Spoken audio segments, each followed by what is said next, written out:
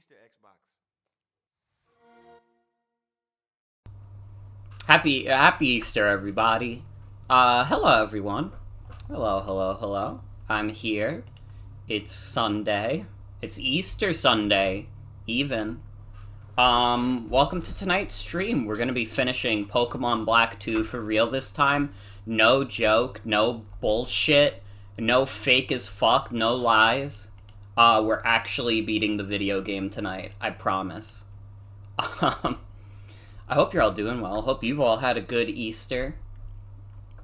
It was nice. I was with family for a little bit. We had a Easter / early birthday celebration. So that was nice. Let me get the damn game up, because we're speeding through this. We should not have that much of the game left. Oh, it's so loud in my ears.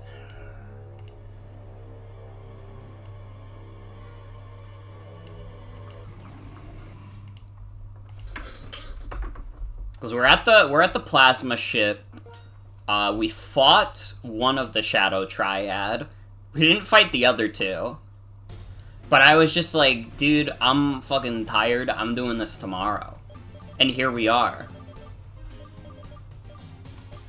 By the way, for anyone wondering, tomorrow is the April Fool's movie night. It's gonna happen at 8 p.m. EST. A little later than I've done previous years, but I'm gonna be real, they did give me work on that day. Even though I took off, but I don't mind. Because at least I get out at like a decent time, but, you know, it be how it be.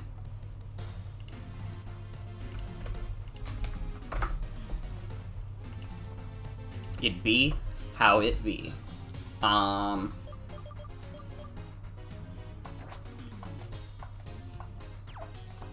can talk about my taxes. I did my taxes today. And it's been, like, since I have, like, a job outside of Twitch, like, Twitch is not at all my main source of revenue. I did my tax filing, and I wasn't even miserable about it. In fact, it's looking like I'm getting a decent tax refund. Not anything crazy. I think my tax refund last year was better, but still quite good. You know, I'm happy about it. But, if you notice, like, this is, like, a true as fuck phenomenon. If you notice, like, any full-time streamers, like, fucking grumpier than usual around this time of the year, it's because of tax season. It's because they have to file their taxes, and the federal government is like, hey, pay up. Baynet. Good Zoroark out here.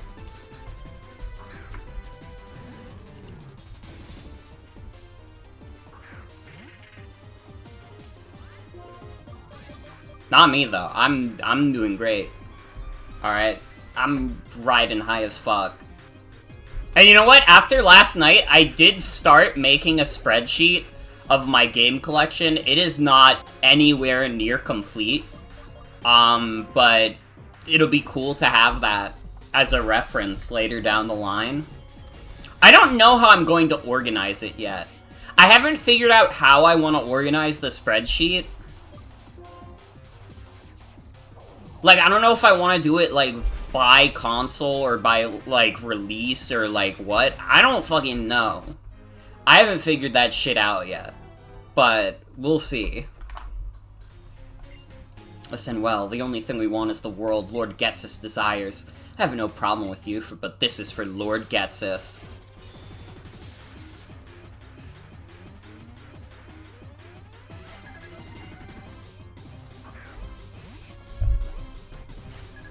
Well, that should be fun.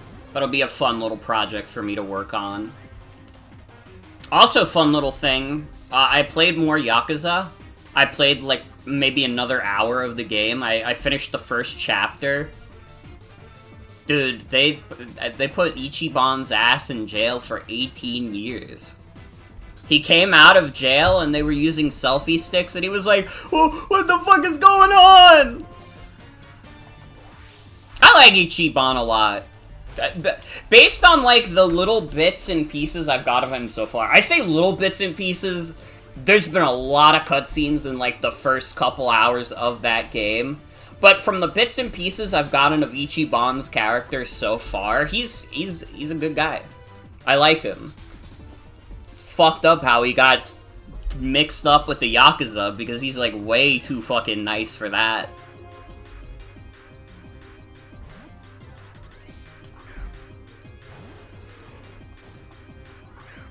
But I imagine I'll like him even more the further and further I get into that game. So I know quite a few Ichiban enjoyers. Also, again, it's really fucking nice to me that that game runs so smoothly on Steam Deck. I'm having a great time with it on it. And I haven't, like, once had the thought, like, man, this is, like, a suboptimal way to play. I should be playing this on PC. Not once has that thought crossed my mind. Having fun with it portably.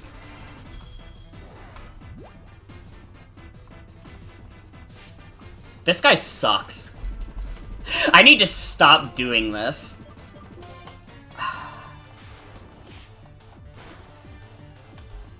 The fucking mimic strat. I hate your shitty ass bug. You deserve to get crit.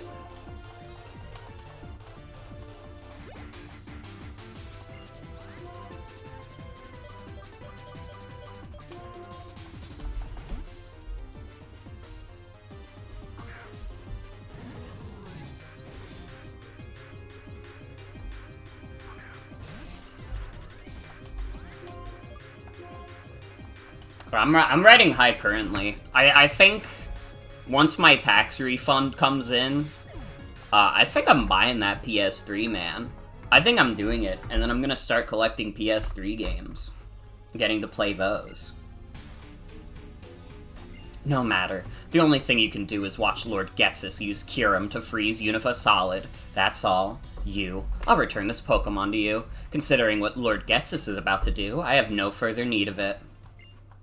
Hey, Morgan, if we let Team Plasma do whatever they want, there'll be more sad Pokemon like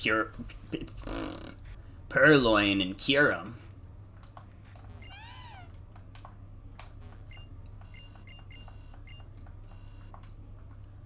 Hugh is not having a good time right now.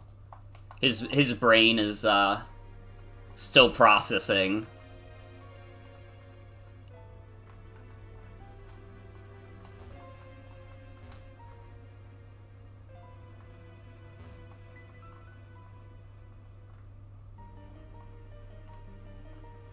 Dude, honestly, I love this song. I don't think this is, like, a song that immediately pops out to most people when they play Gen 5 games, but I don't know. I dig it so hard.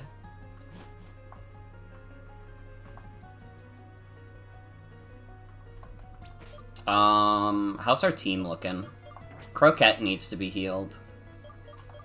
Because I believe we're right at Getsus.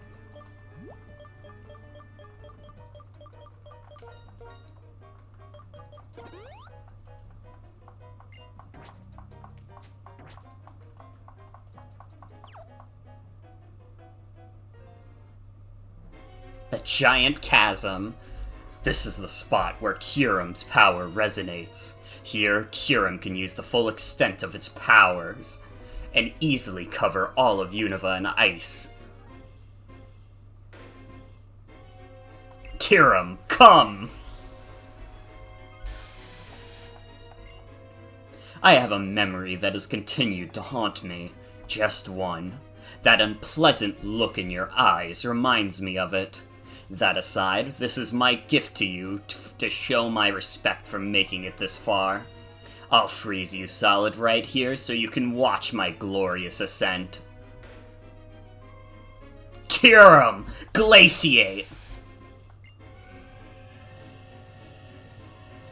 Dude, Getsus is literally prepared to kill some random teenager.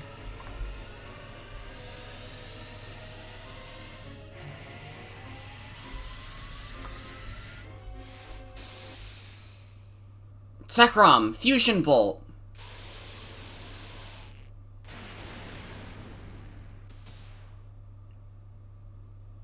So you came. The freak without a human heart. N.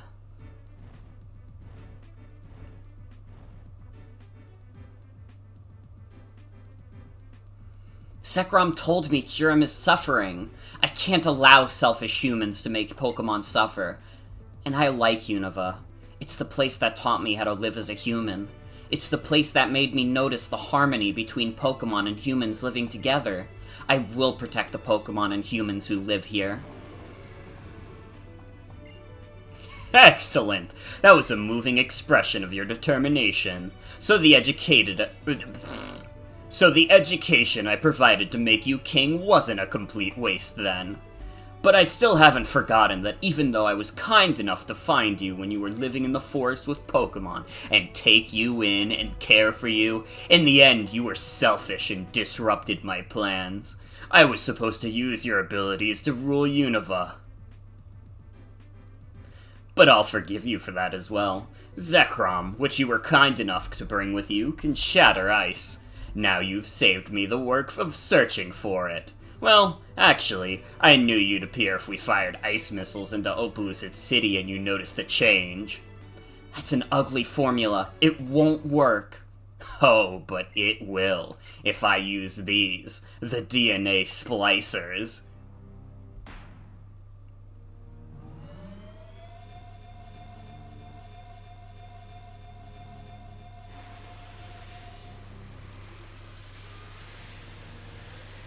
He's using the fucked up gray goo ball.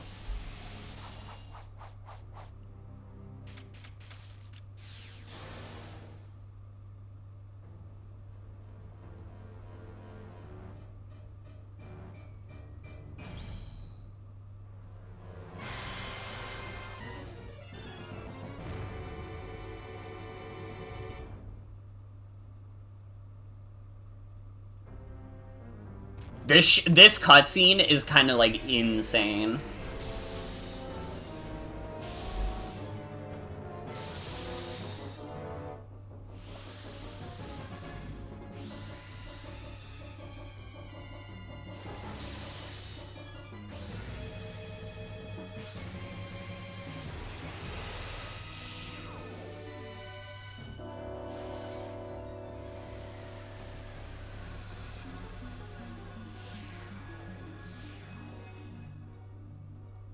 Cure Ball now. That's my attack.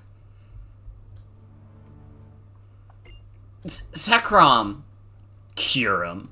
Absorb Zekrom. Use Abso Fusion.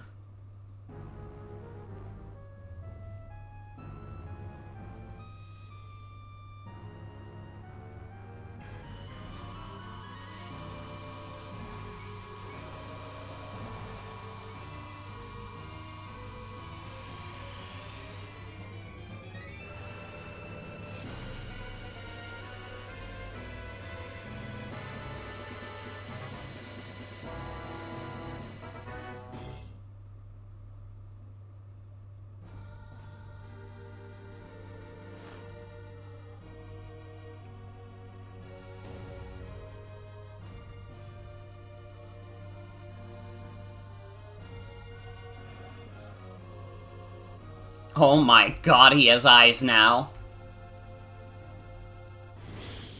The scary bastard. True. Hi, Atticus. Welcome. Welcome, welcome.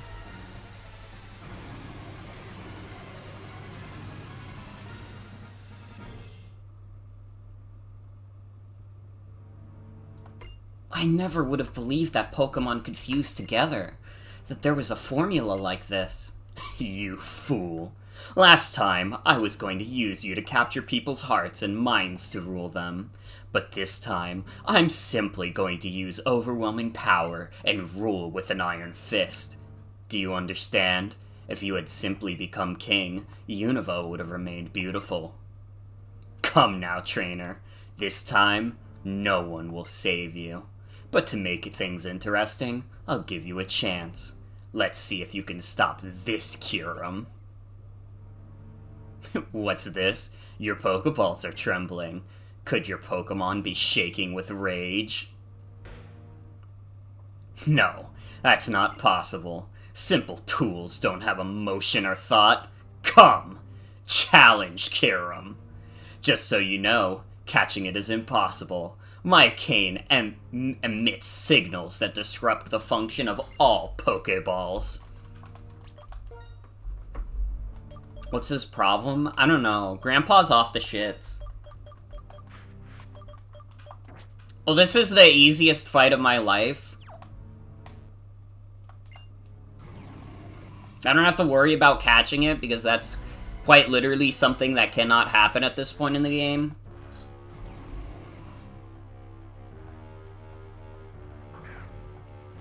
Here we go, Kyurem Black. What is, to this date, still probably the shittiest box art legendary ever. And I don't mean that in terms of design. The design is cool.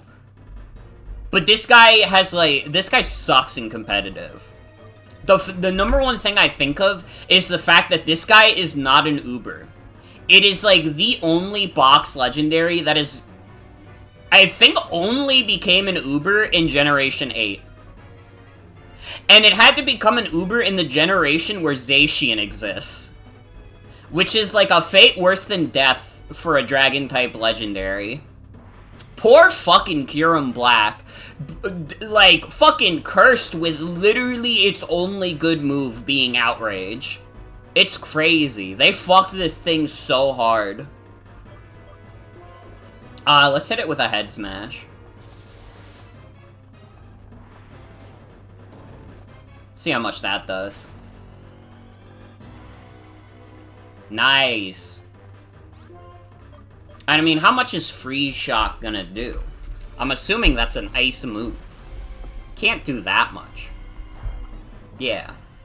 Ooh. That actually did more than I thought it would. Oh, Garnish! I'm sorry. I'm sorry, bud. Shit. Who do I send out next? Could just send out Mario. I think Mario is the play with Power Gem. I think Power Gem at this HP probably kills. Dude, Mario, if you get the static, oh my fucking god. 100% paralysis chance.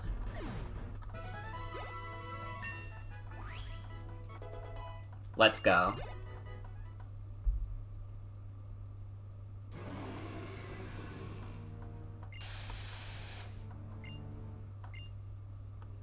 I can't believe it! The Black Kyurem I went through all the trouble of preparing! How irritating. Now I have to go recapture Kyurem, don't I? But first, I'll take down this disgusting trainer with my own hand.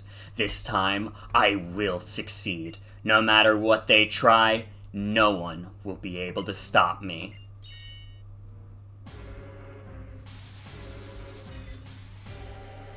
It's time. Dennis's final stand.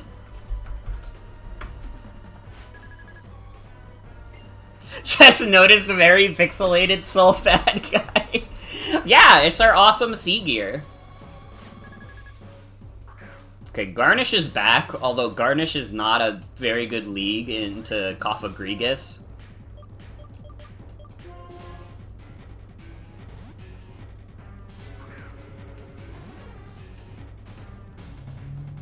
Oh.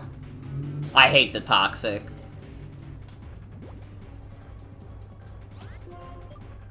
Alright, let's hit you with a little Dark Pulse. You bitch. The Protect Toxic Stall strats is crazy. He's insane for this.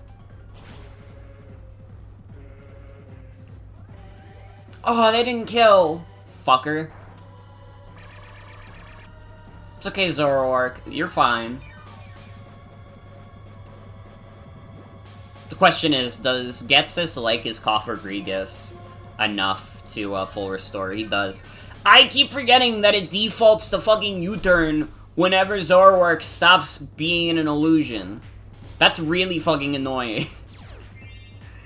Ugh!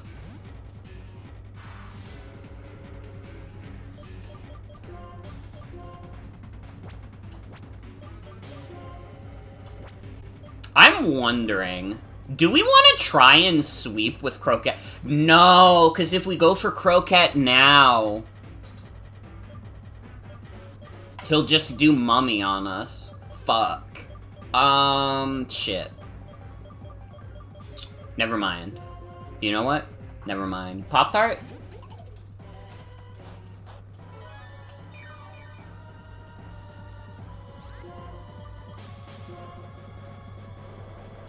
See how much a pedal dance does. Oh, dude! Pop-Tart is literally goated. Seismitoad? You're dumb as hell. You cannot be this stupid.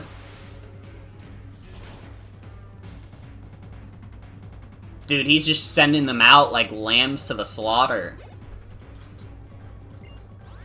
Electros. Okay. I think now we are going to try and go for a sweep with Crocat.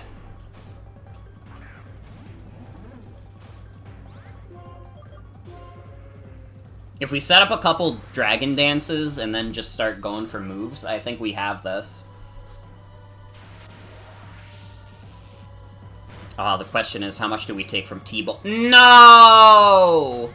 Motherfucker. Oh. You know what? I'm a toxic gamer. I'm not opposed to using full restore in this exact moment. I don't care if it's cheap. He shouldn't have gotten the paralysis. That's my bit.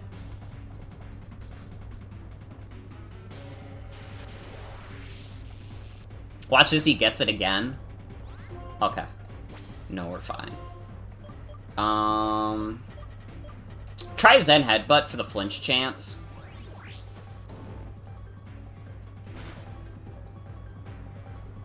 Let's go! And now we do Crunch.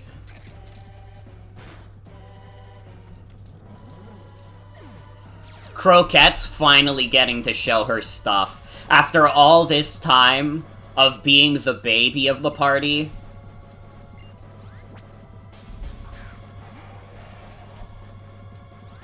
Oh, I'm not scared of you.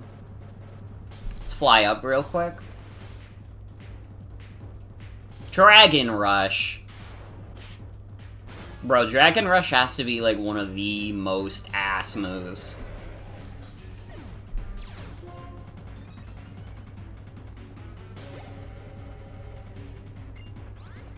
Toxicroak? Bro added Toxicroak to his roster. What the fuck does Toxicroak replace on Ghetsis' team? I don't think I remember his Black and White 1 team enough.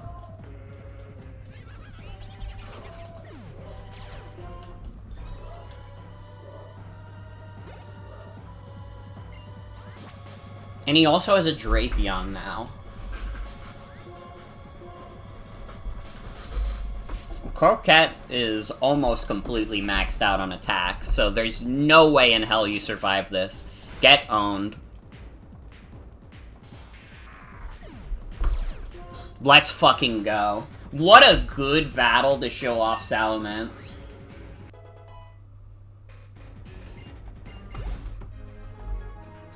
Could it be? My plans for complete and total world domination have been foiled again? No, it mustn't be. I couldn't have been defeated by some random trainer from nowhere.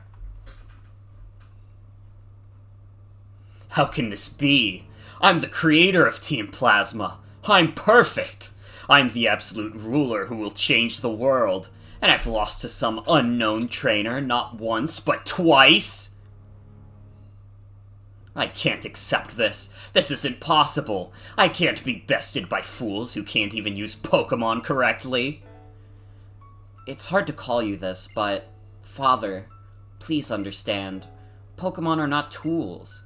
Pokemon and humans take each other to greater heights. They are our wonderful partners. Some humans understand this. Why can't you? Shut your mouth! Shut up, shut up, shut up! Don't talk like a person, you freak! No real person could talk to Pokemon. Lord Getsus has lost control. We'll take it from here. Okay. Without Father, Team Plasma is... farewell. On behalf of everyone, thank you. Kyurem is fine. Now, it has lost its power, but it will come here again. Zekrom says thank you as well. That's right. I can talk with Pokemon. On that day 2 years ago, a certain trainer in Alder taught me something. By accepting different ideas, this world creates a chemical reaction. So I met many different Pokemon and people and heard so much. And that's how my world quietly grew bigger. By being with Pokemon, humans can continue towards new horizons. By being with humans, Pokemon can exhibit their true power. That's what Zekrom taught me, the ideal for Pokemon and me. And someday, both the ideals and truth will come together. Then Pokemon and humans will be free from the oppression of Pokeballs. You. What are you and your Pokemon striving for? You should head to the Pokemon League and put your ideals to the test.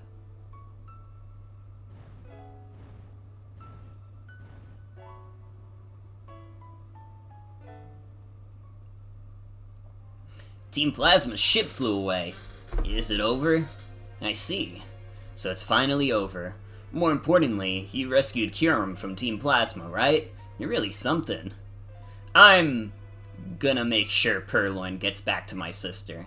Still can't take it out of the Pokeball yet, though. What are you gonna do? He said go to the Pokemon League? That's a good idea. I mean, now you're the strongest in Unova, right? Go prove it. Do you remember where we first met up in the Giant Chasm? If you follow the path from there, it goes out to Route 23. Victory Road and the Pokemon League are just past there. Also, hi Soul, welcome.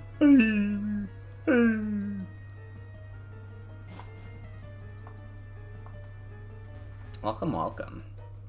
There is a possibility I might do something after this also, if I'm feeling like streaming more.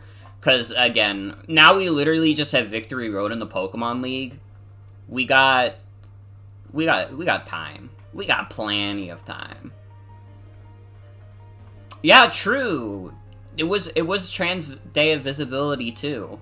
Along with Easter.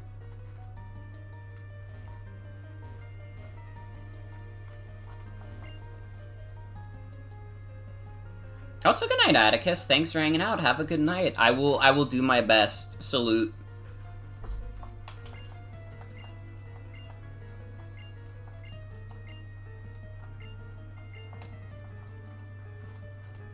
Colress just disbands Team Plasma on the spot.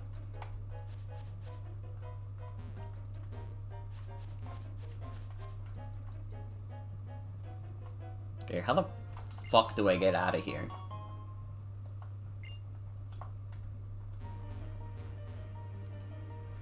Dude, I don't know how to navigate this place, and it's literally just a big open area. Commits war crimes and then fucks off. He was kind of funny as fuck for that.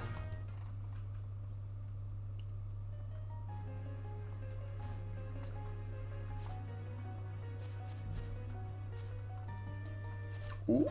Audino? Free Audino encounter? Yes! Garnish. Kill.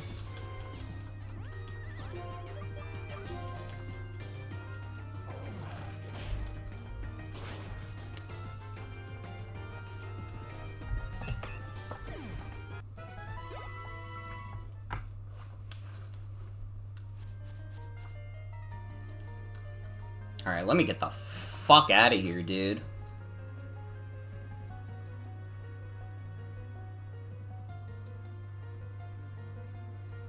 We're in the home stretch now.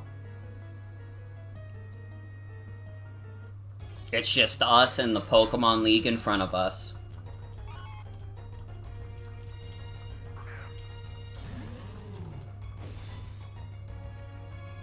Dude, Weavile would be sick as fuck. I love Weavile.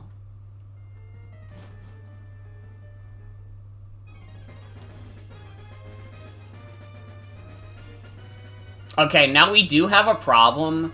From what I remember, this Victory Road does require HMs, which is really fucking annoying. So I think we're going to have to put a Mon in the box, and then bring, like, our Bidoof, which we can evolve into B-Barrel real quick. We just literally gotta do one random encounter with it. They were doing so good, too. You could go through almost the entirety of this video game without HMs. But here comes the Pokemon League. Bitch.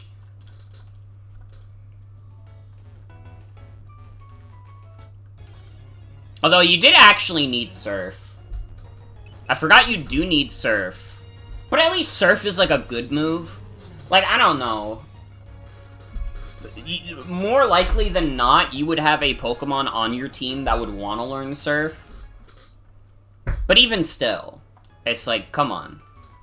That's something that Gen 5 did so well, is just make it so you don't have to worry about fucking HMs. I just realized I don't have a Repel up. I was, like, wondering why I was getting so many encounters. Like, duh.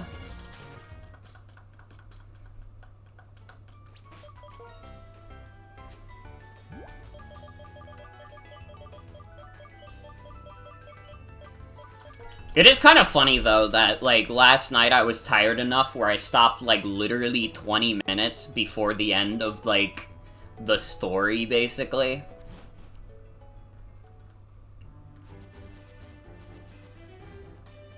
And I don't regret it at all. Alright? I don't regret it at all. I got a good night's sleep.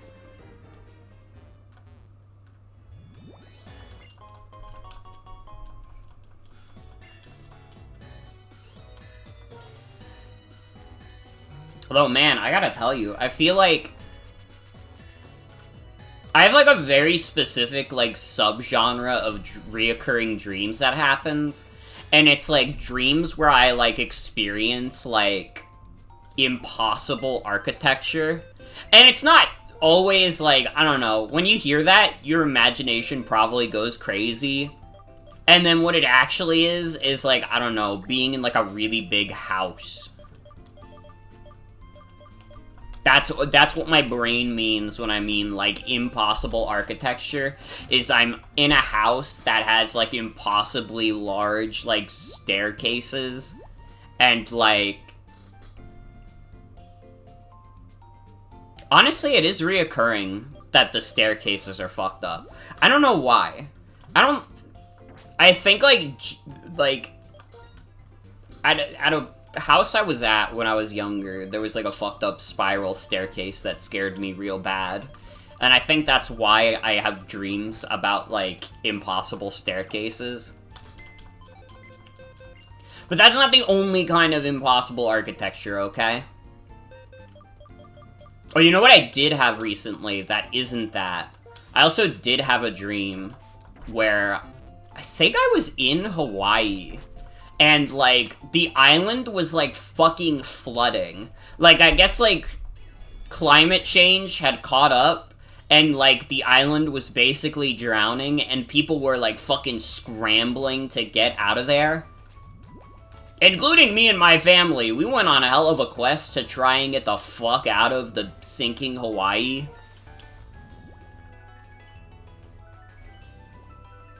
I think they made a song about that. I think they literally made a song about that.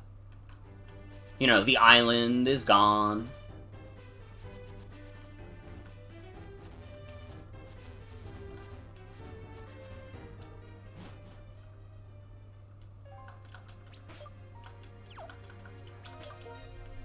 Okay, we're gonna need to do one encounter so we can get B-Barrel real quick.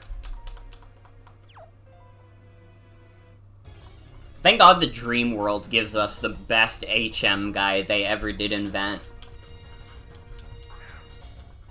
Oh, wait, I don't even need to turn off my repels because Bidoof's in the front. Wait. I'm the world's dumbest genius.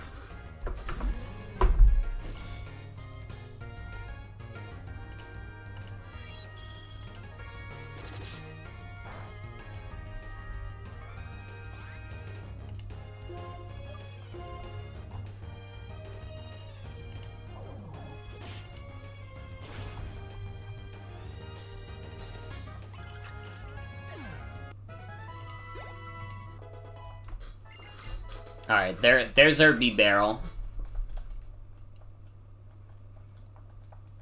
The doof.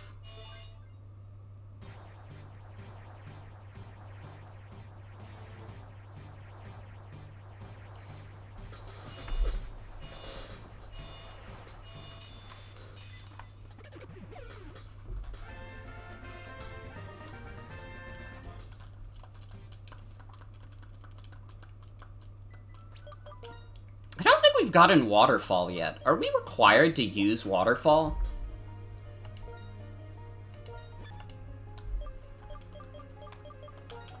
We definitely need Strength. We have Surf on Carter already.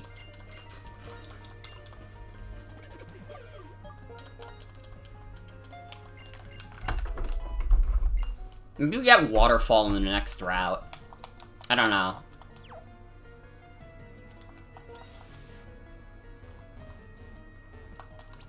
Oh, let me switch Doof out of the front, because I do not want to be running into Wild Mons 90% of the time. Let's give Garnish the Lucky Egg, also. Again, I'm gonna give everybody actual items when we do the Pokemon League, but for now, we're gonna keep squeezing as much EXP out of the NPCs as we possibly can.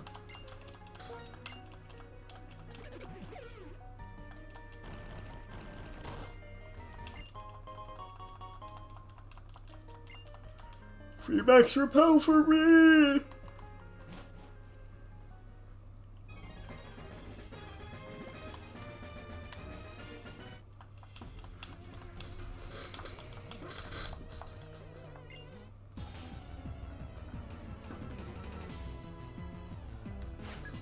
I will say, I miss Route 10.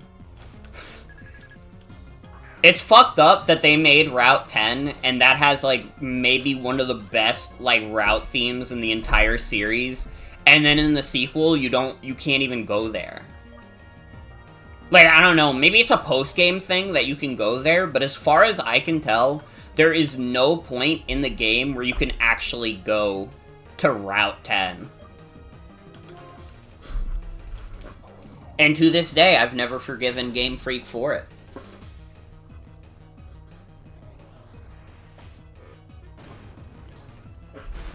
Ow.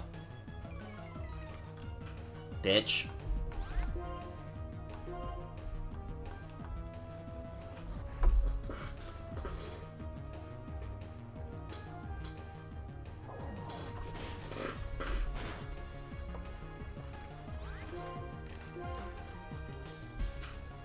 Can you knock that shit off?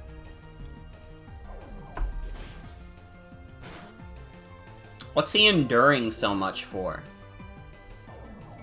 Have I visited Bulbapedia today? No, why? What happened with Bulbapedia?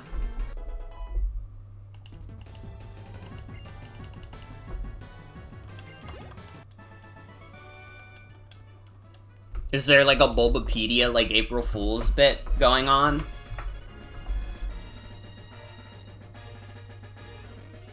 Oh.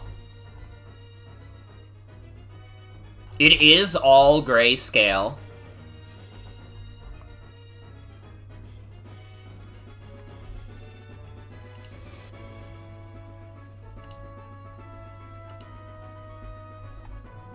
It is quite normal. Is there a reason all of Bulbapedia is in black and white?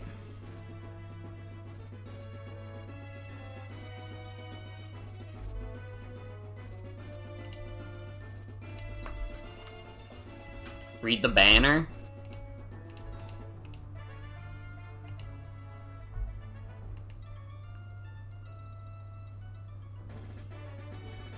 Oh, I see.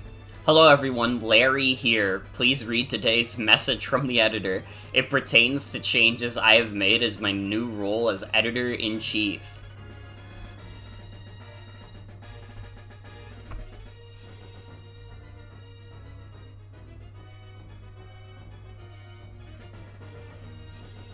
We're really living like Larry right now. He's the new editor-in-chief.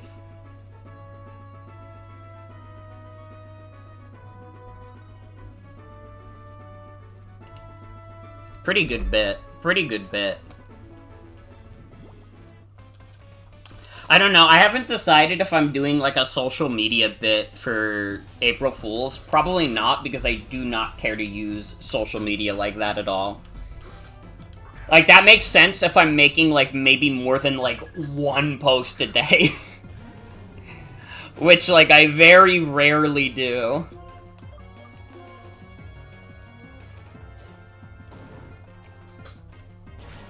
And, I mean, I already got the April Fool's bit on stream.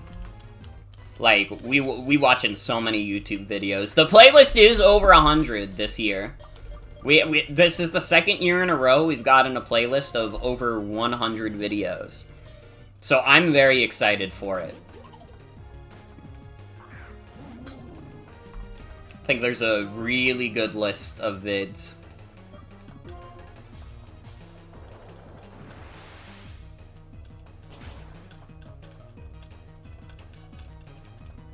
Ow.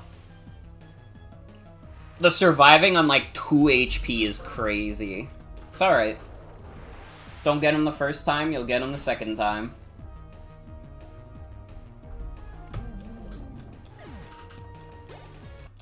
Oh, dude, I did just remember, I did get multiple new evolutions in Pokemon Go.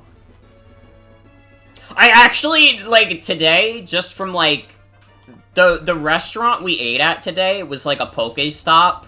So, like, I kept, like, opening the app to see if a Team Rocket had spawned there, and I was able to get my Team Rocket achievement.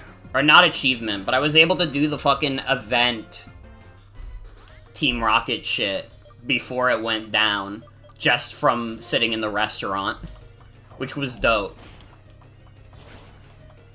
The reward was literally just, like, a Pawniard, which I should have expected, to be fair. Pawniard's not actually that bad for me to have, though. I'll be real. I do not even have a Bisharp yet.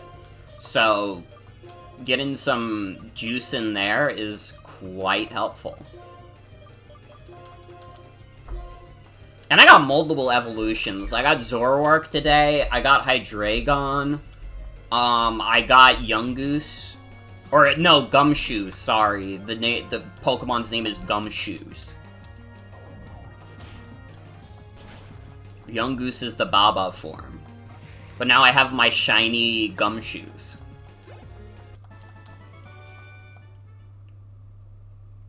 I also found out that, I didn't know how to check before, but,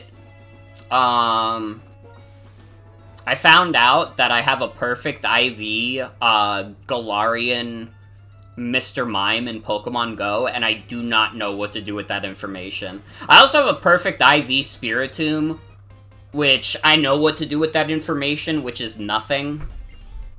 The Pokemon Twitter account announced competitive Pokemon Sleep, and you have to say that was a pretty good April Fool's Day bit.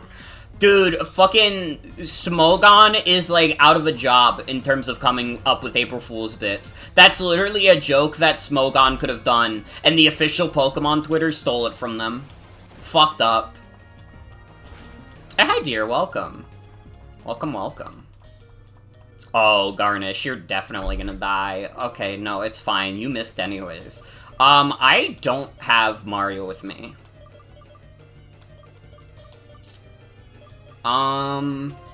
Zoroark?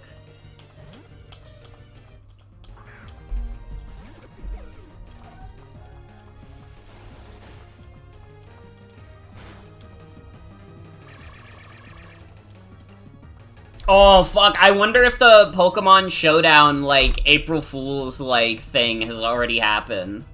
Because every year on Pokemon Showdown, they, like, change the sprites of everything on the website to be goofs and gaffs. Dude, honestly, if that was, like, already in play, I would genuinely stream Showdown right now, after I finish Black 2. Which, you know, give me, like, another hour.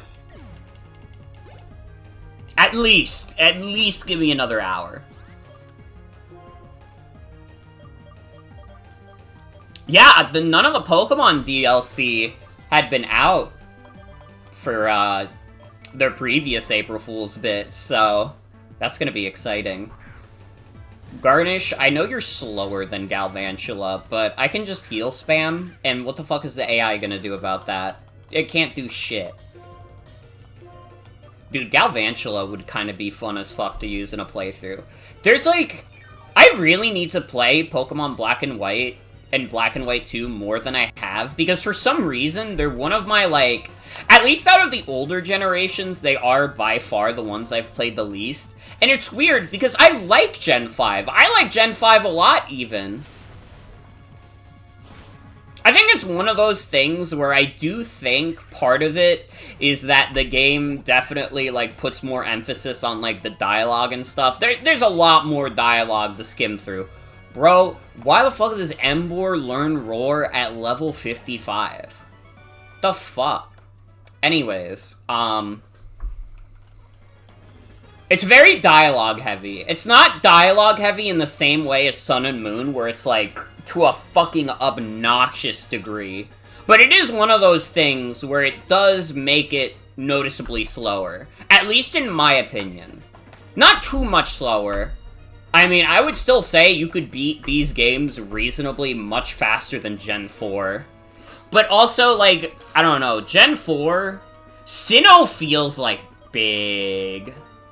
Like, if there's one thing I can say definitively about the Sinnoh region is, dude, Sinnoh is fucking huge. There's so much to do in those games. There's so many little side paths and little diversions you can do. I don't know. Maybe I do like Sinnoh more than Unova. I might be going crazy in my old age of 23, turning 24 soon. I might actually think I enjoy Sinnoh more than Unova. Which is like a fucked up thing that I would have never admitted as a teenager. Because when I was a teenager, I was like, oh, but Sinnoh's too slow. And yeah, that's kind of true. But like, BDSP also exists now. And like, Platinum is still like one of the GOATs despite being really slow. I don't know. Like Sinnoh, perhaps I've judged you too harshly. Perhaps I have judged you too harshly.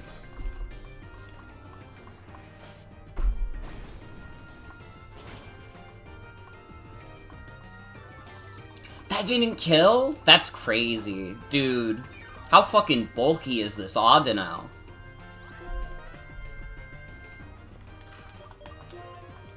I didn't mean to do workup. That's okay. My finger slipped. I meant to do surf.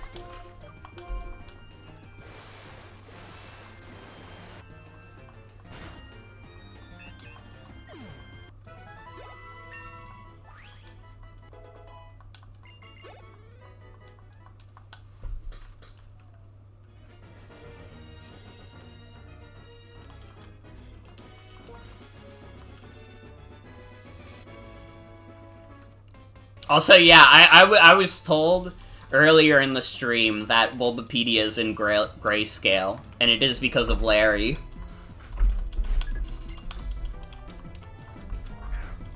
Pretty good bit.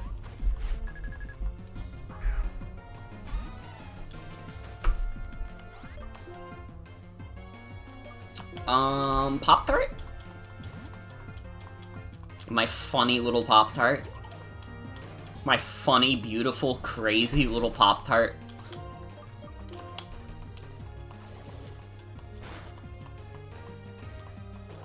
Also, hi Cosmo, welcome. I'm at Victory Road, finally. We are actually going to beat the game tonight. After this being the third stream called the finale. And then after that, depending on how I'm feeling, I might play something else. Or maybe I'll even start a little bit of post-game. You know, I do not promise doing the whole post-game, but I might do some of it tonight. I haven't really gotten to do a good post-game in a while because fucking I was using an older version of Melon DS that, like, kept fucking up my saves. It was making me really upset.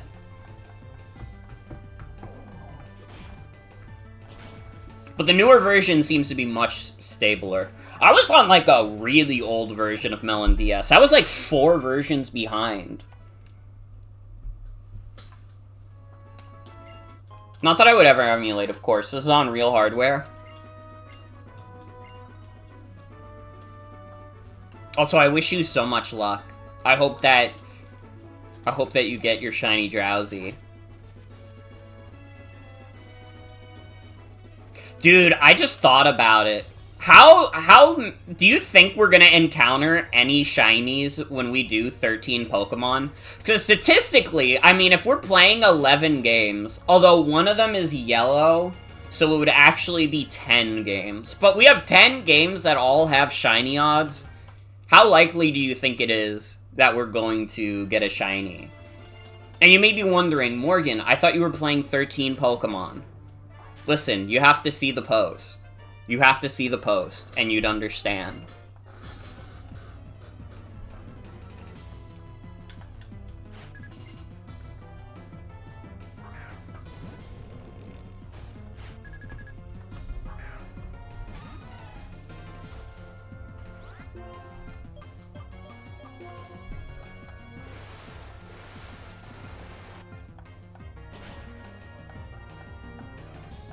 Get this Boldore out of my face.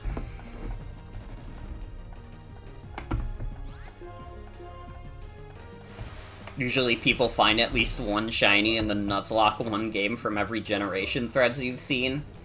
I had like a kinda like similar idea to something like that once that I never executed, but maybe I would consider trying it. I had an idea where it's basically like you do a Nuzlocke where you start in red and blue, and you get up to where you beat Brock, and then, after you beat Brock, you go to Gen 2, you start from after Faulkner, you beat up Bugsy, including the Pokemon that you had caught before. Like, they would be, like, PK hexed in. And, like, you would probably, if I did something like that, I would have to, like, adjust the levels so, like, you know, people don't, over-level the next gym leaders or anything like that, but I think that could be interesting as fuck. I've had that idea in my pocket for quite some time. And honestly, if I'm doing, like, you know, more high-concept stuff, especially in the realm of Pokemon, you could definitely see that happen at some point. It could be fun as fuck. The only thing is that it really would be a lot to set up. Because, like, I mean, one of the major requirements would be, like, I would have to be at a certain point within each game. I would have to, like, grind my way through that. And, like, that would be a little annoying. And I would have to figure... I would kind of have to, like, optimize, like, my PK Hex like, use, you know. But it's definitely something that's feasible, especially if I stick with, like, the like, Switch games. Because, you know, once you get to the Nintendo Switch, hashtag Dexit, bring back National Sex, you know how it be. But it's pretty reasonable. You could do, like, a path of, like, Red and Blue to Gold and Silver to Ruby Sapphire / Emerald to Fire Red Leaf Green. Then you do Diamond Pearl Platinum, Heart Gold Soul Silver, Black and White 2, and then you end off with X and Y. That way you don't have to worry about figuring out how the fuck you're gonna do Gen 7.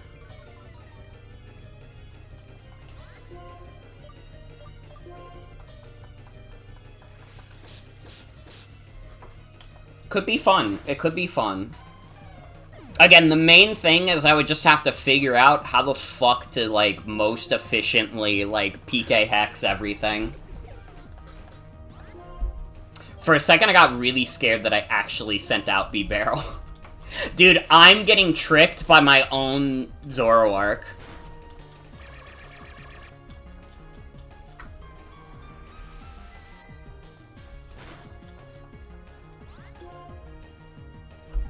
Damn, that did not do as much as I was hoping. How much does Foul Play do? Arcanine's got pretty high attack. Oh, if I did 2 Foul Plays, that would have killed. Motherfucker. Oh. Sending out Garnish. I don't want Zoroark to go down. I would like Zoroark to get the EXP. The yummy EXP.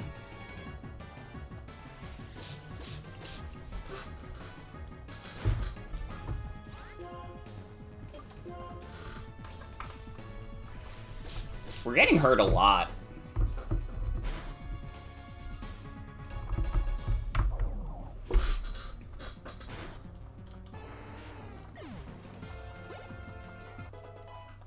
These endgame trainers are nothing to sneeze at.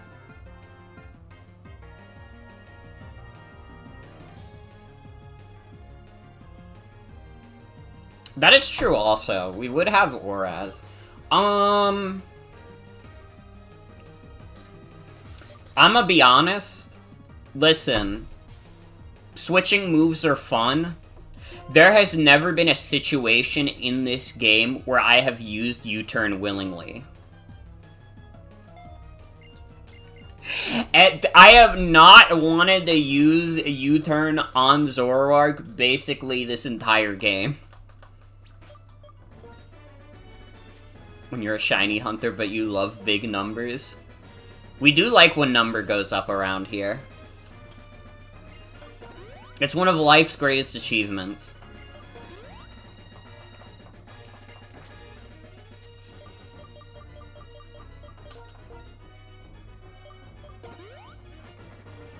Dude, that's how I feel, like, getting my tax return, or my taxes done today.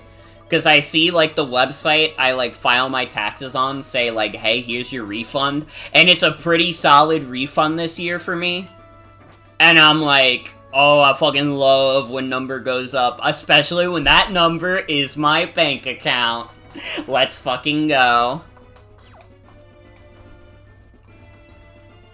This is the benefit of not doing streaming full-time.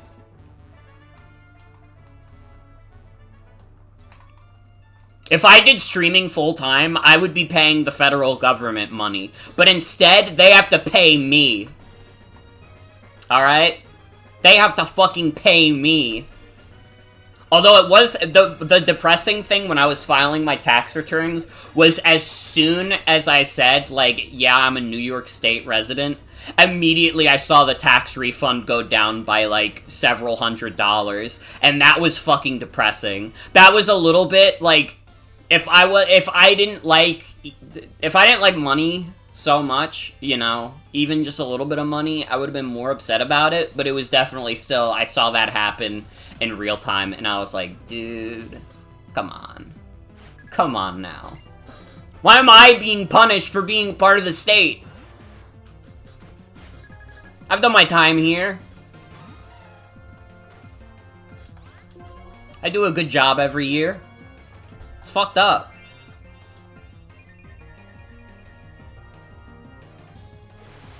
I did get the text, though, that my taxes were,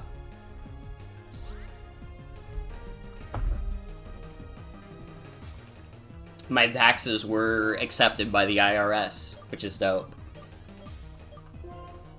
It's withheld from my paychecks, and the return is whatever was overtaken from my share of paychecks. It's an interest-free loan for them, so they still benefit. Interesting.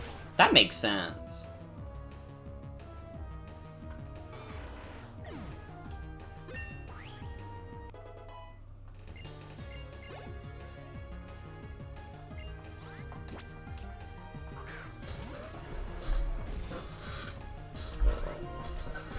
Understandable, understandable.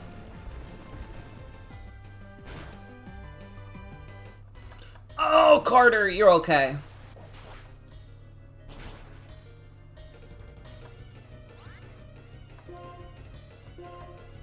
Technically received your last paycheck in January 2023, a couple months after you quit, so you can technically file that for taxes, and your payback would be a grand total of $2.34. Well, fuck. You gotta get that $2 back. To be fair. Hey, no sense in leaving the $2 on the table. That'll buy you, like, a candy bar. You can go grocery shopping, and when you see, like, the little treats at, like, the cash registers, you could be like, you know what? After my tax returns, I can, in fact, afford this candy bar. The grind never stops. Truly.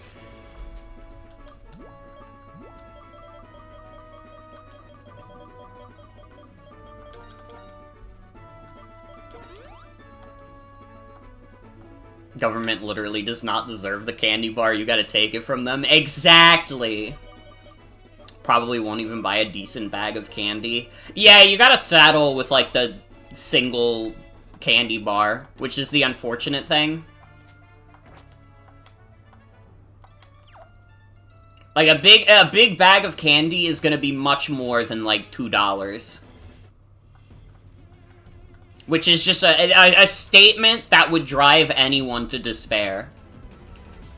If I can't use $2 to buy a big bag of candy, what the fuck am I doing? What the fuck are we doing as a society?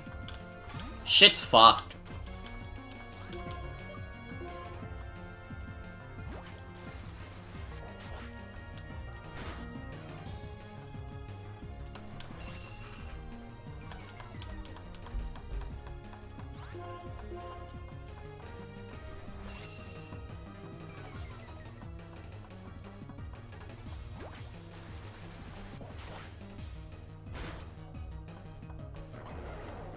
But yeah, I mentioned it earlier.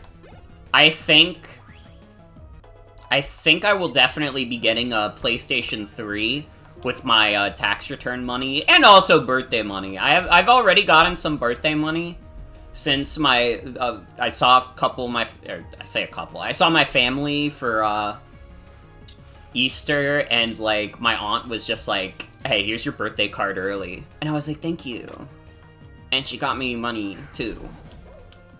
So, like, your girl is gonna be buying a PS3, and the first game I'm buying is PlayStation All-Stars. 100%, no doubt in my mind.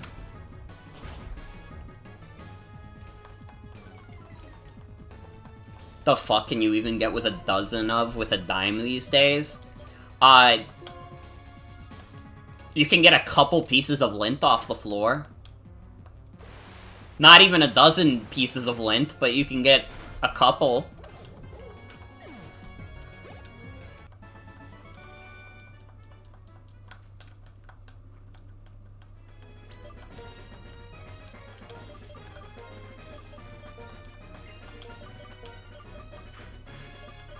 You can get almost a dozen pennies. Wait, hold on. You're kind of spitting.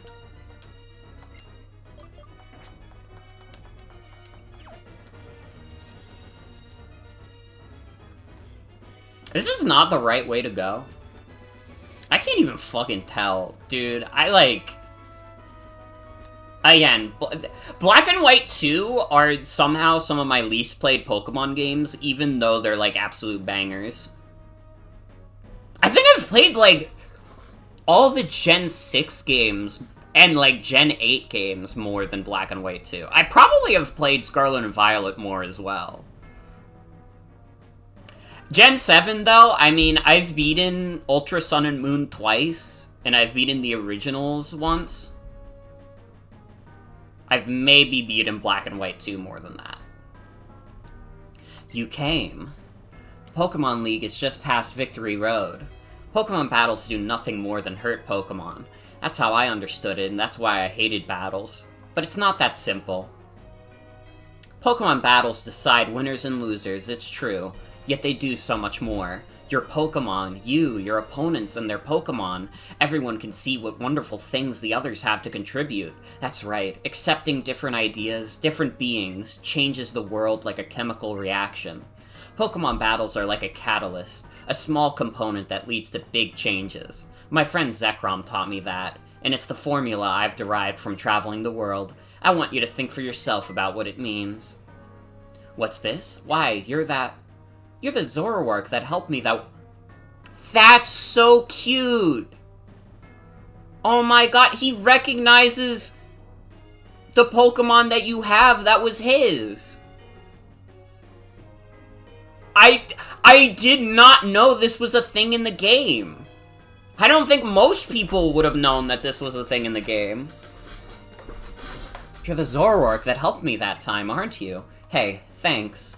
Here, take this with you. The new Victory Road has areas that are only accessible with Waterfall. Let's fucking go. We got Carter's new best move. Yes, if it's your Pokemon and you will get past the Pokemon League and recognize your own ideals. That's what I see in store for you. I am glad they put that in too. That's such a cute touch. I literally did not know that was in the game. I don't think I've ever watched like a Let's Play or playthrough of Black and White 2 where they got that dialogue. Aqua Tail is slightly stronger than Waterfall, but also it has 90% accuracy. So, fuck you! Fuck you! I fucking hate 90% accuracy! Bitch! Dude, with the amount of low percentage shit we've been getting in this game, we cannot afford shit like that.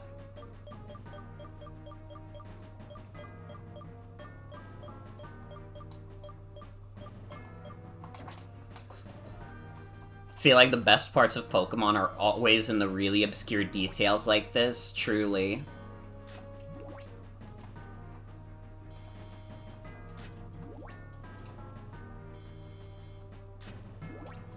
Listen, this badge gate is more efficient.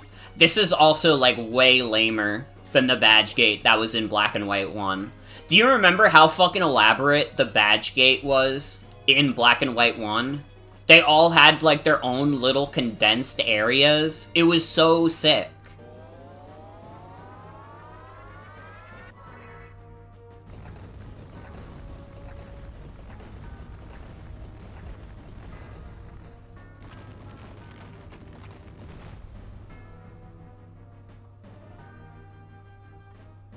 Honestly, this is the best way I can think to describe it. Black and White 2 are extremely good games. I would even say they're better than Black and White 1. Black and White 1 is kind of a cooler video game, though. Like, there's some things about Black and White 1 that just make them, like, a way cooler and more fresh experience than Black and White 2. Well, Black and White 2 is just, like, a fantastic Pokemon game, but Black and White 1 leave, like, such a heavy impression on you, you know? In Gen 6, Azumarill wants Play Rough and Aqua Tail so bad, but yours has minus speed. You emptied all her speed EVs with berries, and she has the zoom lens, so she doesn't miss them very much. Ooh. It's like style versus function. Very true. Very true.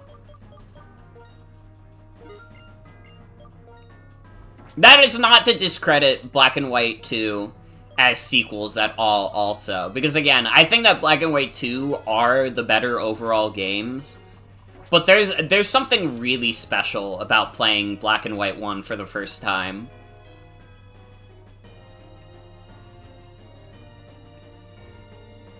And I mean, like, listen, I think it's a nice continuation of the Black and White 1 story. But, like, Black and White 1 still had, like, a way stronger narrative attached to it. And, I mean, it's not Black and White 2's fault, necessarily, even, because how the fuck do you even follow up on what was, like, easily the best Pokemon story at the time? I think Scarlet and Violet has it beat now, but, like, Black and White 1, man, that story was special. But I'm a big fan of how Scarlet and Violet's narrative goes.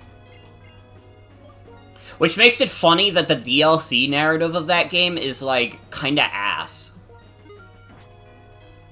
Like, I'm thinking back to, like, the narrative that, like, the Teal Mask and Indigo Disc do, and, like, they're not really that interesting. I mean, it has my funny Ogre Pawn, and I like Kieran, but it's also just not that compelling of a story.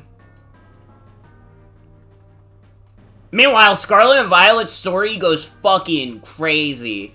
I've said it before, Scarlet and Violet very easily has my favorite endgame in the entire series, and it's not even fucking close. It is the perfect crescendo to that game.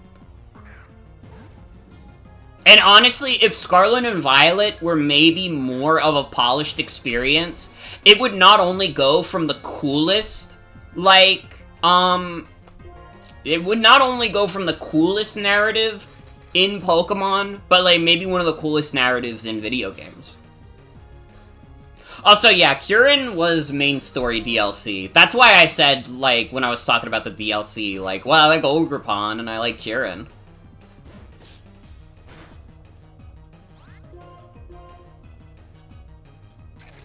I don't remember if I did that on stream. I might have.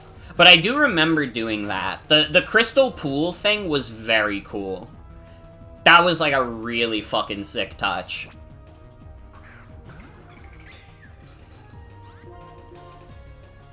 When you go there with the Scarlet or Violet book.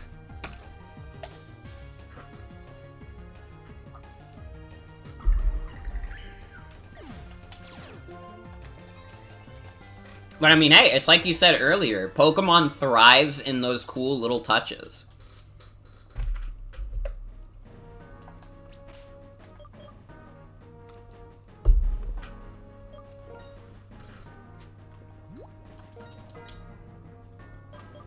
I do still think the Scarlet and Violet DLC was alright. It was just one of those things where, like,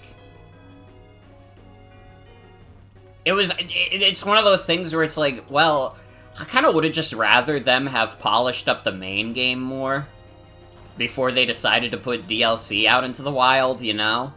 Although the Indigo Disc has some of the coolest fights in the series. Like, the Indigo Disc is genuinely hard, which is, you cannot say about a lot of things in Pokemon. And listen, there's a good chance you're gonna go into the Indigo Disc with, like, a super high-powered team if you were already playing a shit ton of Scarlet and Violet. But if you didn't do that, if you were, say, doing the Indigo Disc on, like, a fresh save file, that shit is hard as fuck. That shit gets crazy hard.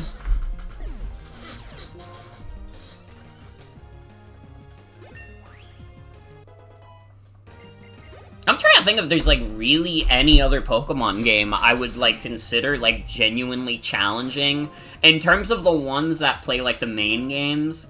And, like, obviously you have, like, the battle facilities and stuff you can unlock, but I don't really count that. I think that's, like, I don't know, that's, like, post-game stuff that you can do, and it is really cool. I love the Battle Frontier. I'm still not over them getting rid of the Battle Frontier. After all this time, bitter Gen 3 fan finds another thing to be bitter about.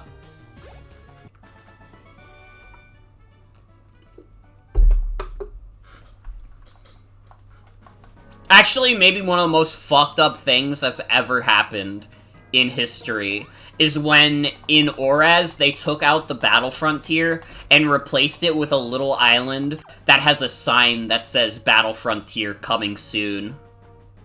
Why the fuck would you even put that in the game? Why would you even waste the time and the resources? It doesn't make any sense. What is the fucking point if you're not gonna put it in the game? Yeah, no, that's in Oraz. It's crazy. There's like a little island that says Battle Frontier coming soon. Maybe, that is, like, maybe the moment that Game Freak was feeling the most dangerous. Cause, like, holy shit, dude.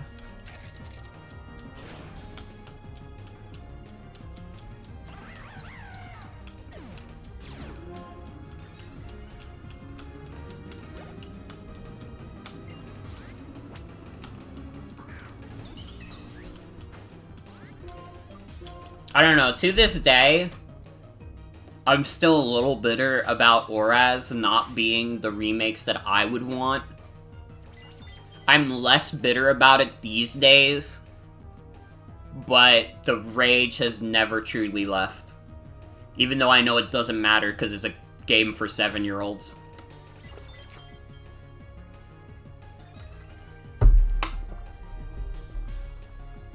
We will still be streaming it. I'm gonna be streaming Omega Ruby also, because I like Team Magma better. I'd let Courtney hit. And I don't regret what I said.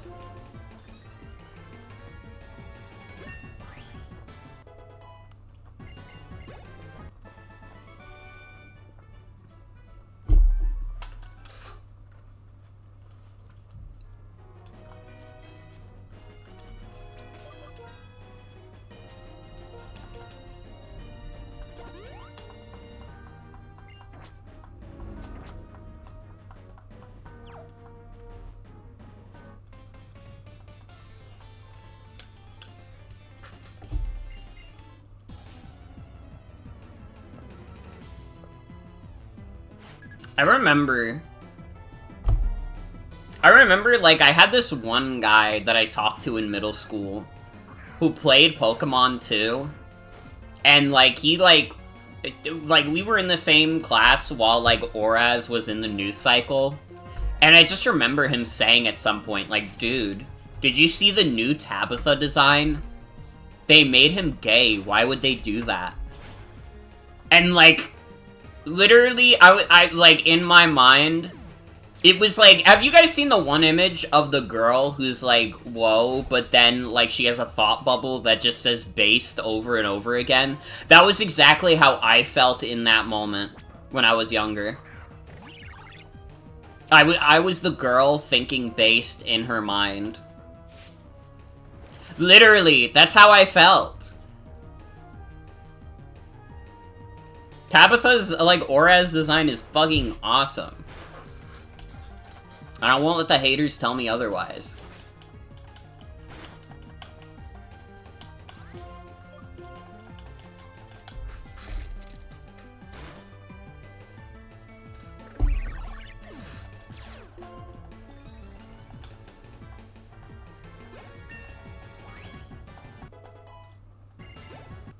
Dude, we're doing so good on levels.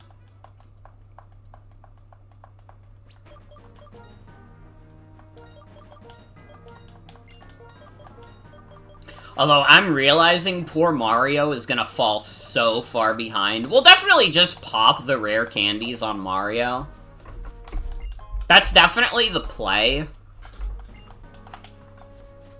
Although, I feel a little bad. I didn't know it was gonna be this much of a discrepancy. I mean, we've already gotten most of our guys to, like, the level 55 range.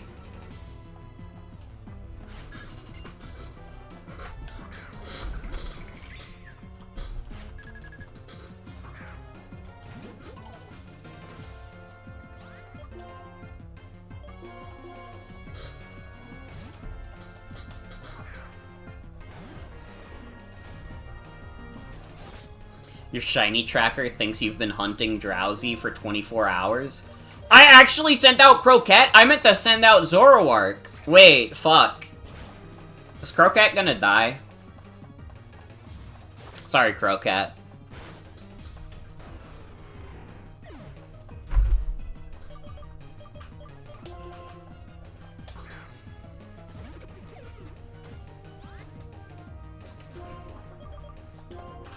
We are close to a doctor. We shouldn't waste more heals because we are close to a doctor. Although, I don't know. We might have to go into revive heal spam mode at some point. Crobat? You know what? Keep Zoroark out. Zoroark is maybe the only Pokemon we have that comes close to Crobat's speed. Not close enough, apparently, though. Dude, how fucking fast is Crobat?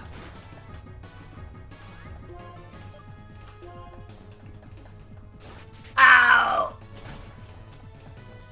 Motherfucker.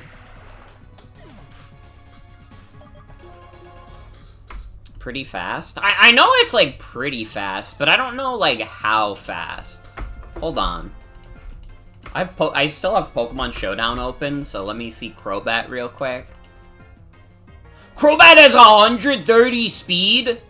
Holy shit! Okay, that's way faster than I thought it was. Zoroark is like 105 speed. Jesus Christ. My god. The fucking speedster.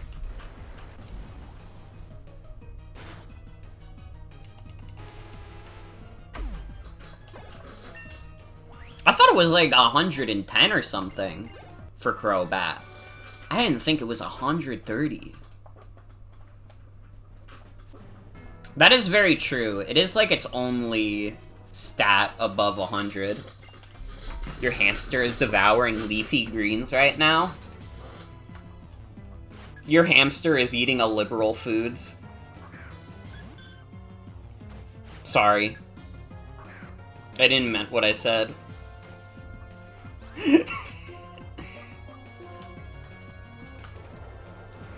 He's a little beast.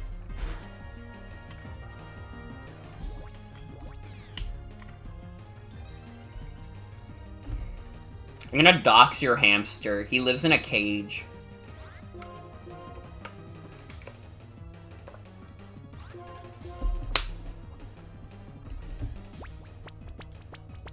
I didn't call him a liberal. I said that he was eating liberal food.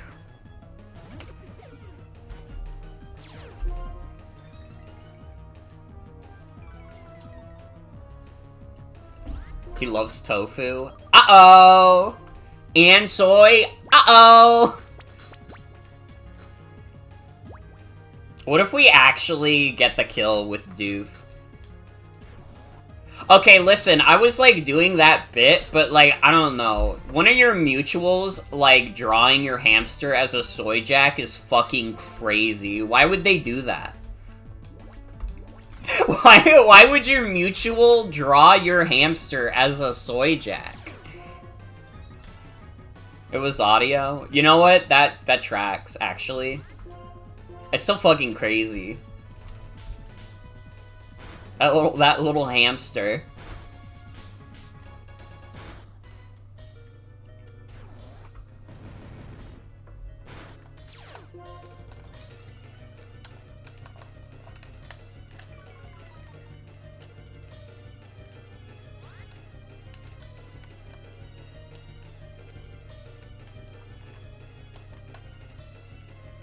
Hey, I have bad news, guys. The A button on my controller just broke. I don't know what the fuck I did differently with my A press, but I have used the A button on this controller so much that it broke. Like, that shit is flopping. You can hear it, that's me, like, having it upside down. It's a normal press. Alright. Well.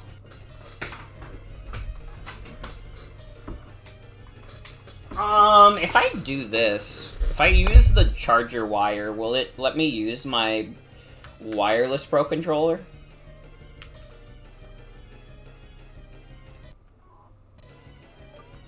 Let's go! It works! It does a blue light at me. Okay.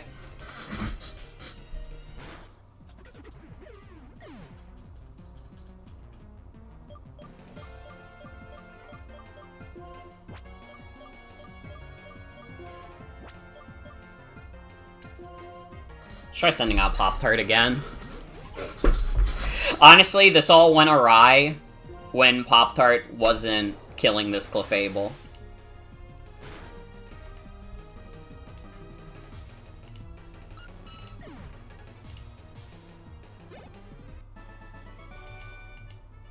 Okay, your hamster as a soy jack isn't as bad as I thought it would be. It's kind of cute, even. I thought it was gonna be, like, more fucked up. I thought it was gonna be doing, like, soy pog or something.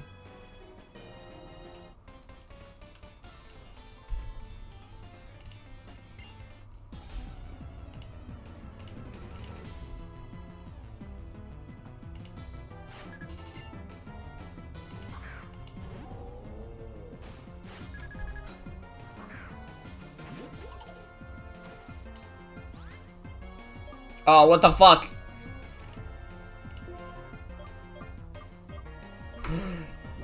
My plugging in the Pro Controller is having unusual effects.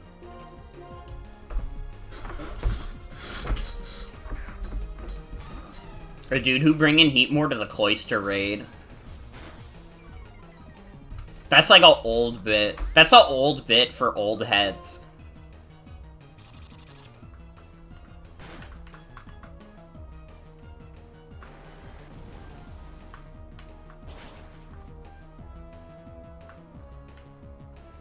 It is. It's kind of a retro bit. No. Reggie Minch and Vileplume 666 are retro motherfucker Morgan bits. Heatmore at the Cloister raid is still pretty new.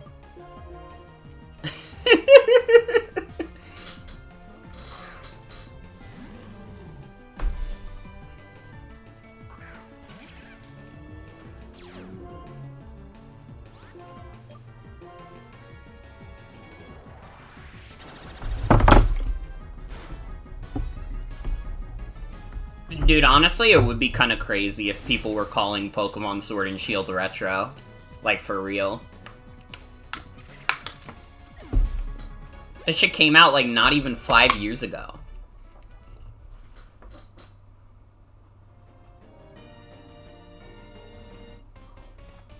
Although, I mean, it does exist in a fascinating space where it is, like, right before the fucking pandemic started.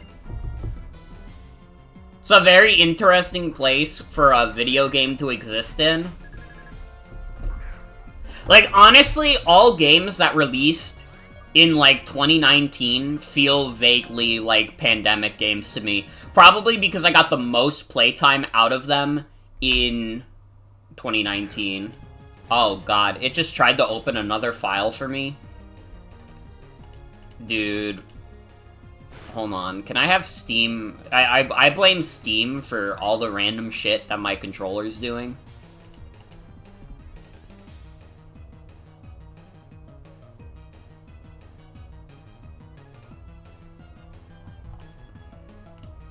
I'm just gonna use Task Manager to close Steam.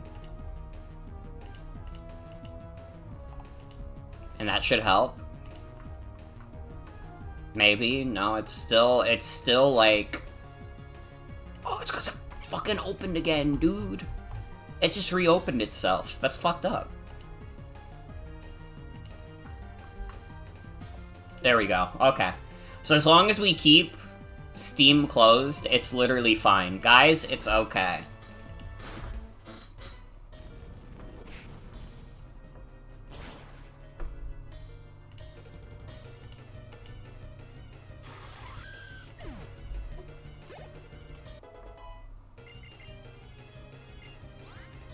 Dude, poor fucking Pop-Tart hasn't been able to get any action. I just realized I forgot to put the Lucky Egg on Pop-Tart even. Man. I wonder how much EXP I've been leaving on the table.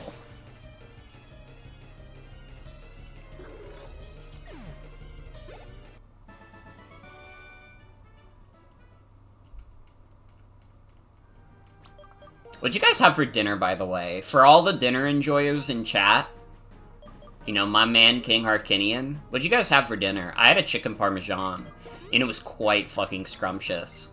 And I have some leftover pasta from my dinner today. Haven't eaten yet? Oh, shit. I mean, I don't know what time it is in your time zone, but... I mean, dinner's always calling. Dinner's always calling. I have dinner on speed dial. Gonna eat soon. Let's go. Had some chicken and veggies. That does sound quite scrumptious.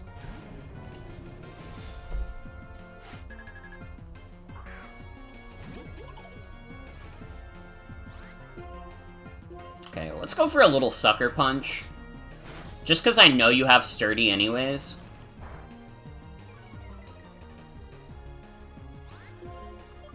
It's okay, you don't like eating your veggies? I mean, veggies are good in the right context.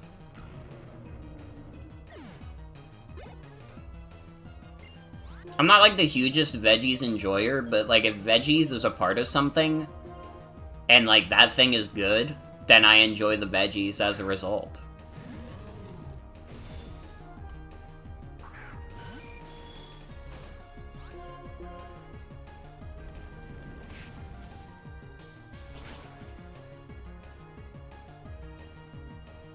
That not kill? Bro, Skarmory's special defense is ass. Didn't even proc sturdy or anything. That was just purely unlucky.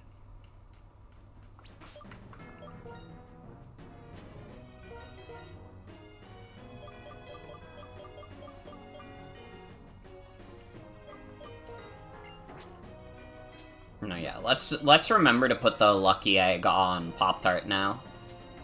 Because we're leaving precious EXP on the table. And we can't be doing that this late into the game. I don't actually remember the level of the champion in this game.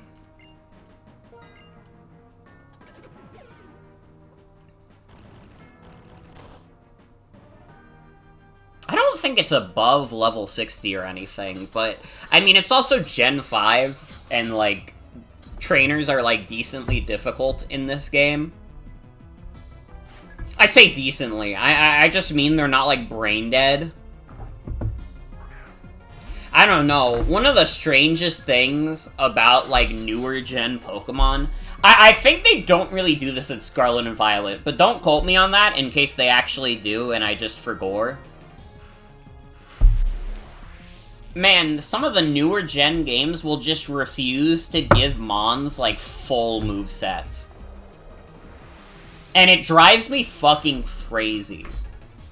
There are, like, fucking Elite Four members that have Pokemon with, like, 3 moves.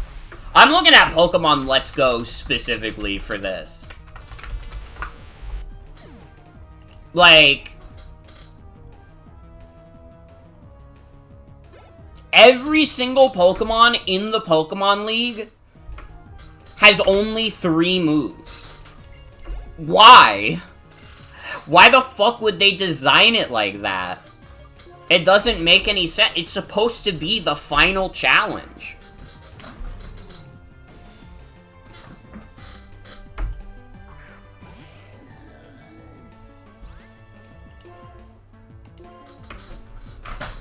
I don't get it, but I don't like it.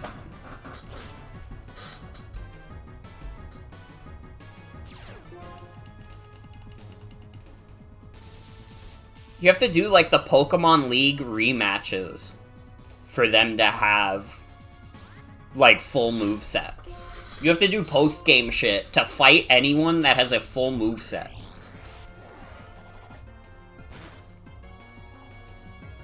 Pokemon Let's Go is fucked. Fake-ass video game.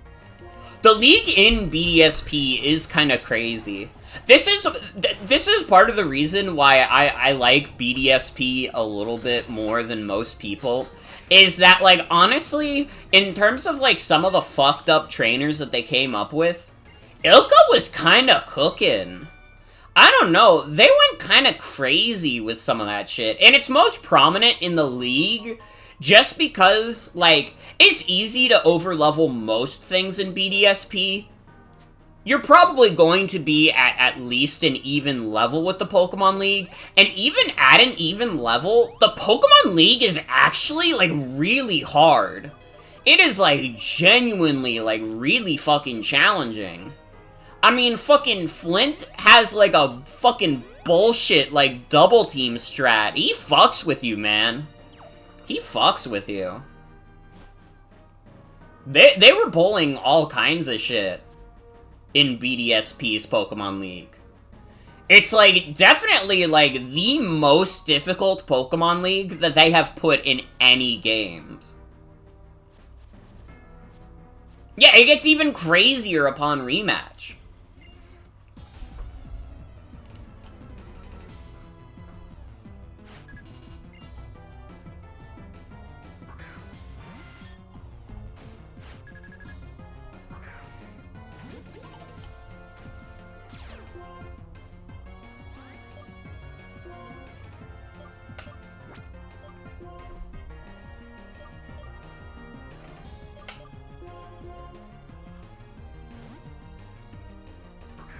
I was good, though. I never lost to the BDSP Pokemon League. I know multiple people who were like, yeah, I got fucking wiped by the Pokemon League. It never happened to me, baby. Skill difference.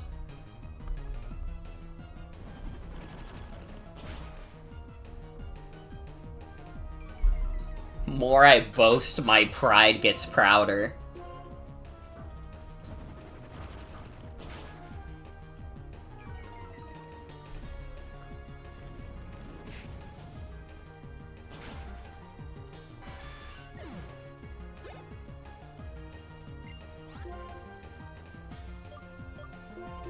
So, Croquette, I think Garnish is probably gonna go down if we keep him out too long.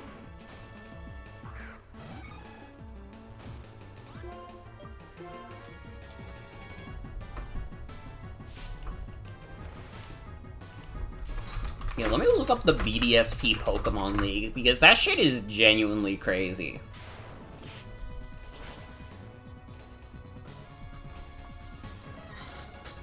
I mean, just looking at Aaron...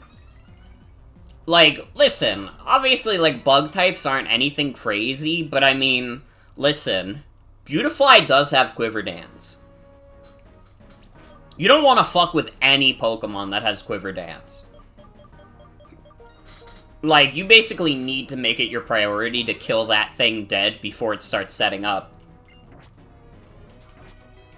Also, I wish you luck, Cosmo. I wish you luck.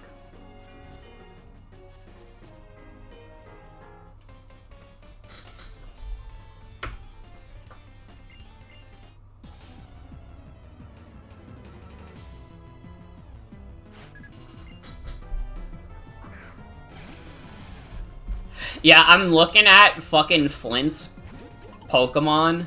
The Drifblim that has no attacking moves, aside from, like, kinda Strength Sap. Not even.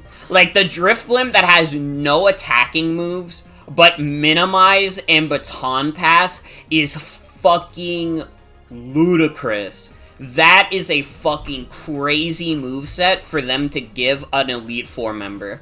And it's, like, actually, like, a really good strat, because in competitive, I mean, like, raising your evasiveness is so broken that they will not let you do it. They'll see you try and pull that shit, and they're like, stop it. But no, he can just do that. He's just allowed.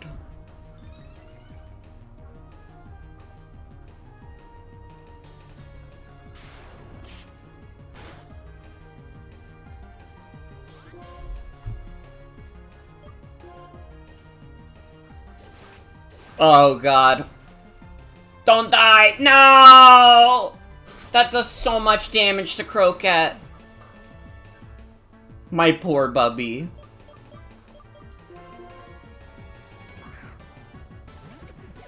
Yeah, they're crazier than competitive, like, these straight up using, like, uncompetitive strats. He is willing to cheese you. And, like, unironically, I adore that. I love that. I think it makes them, like, so much cooler and so much more memorable.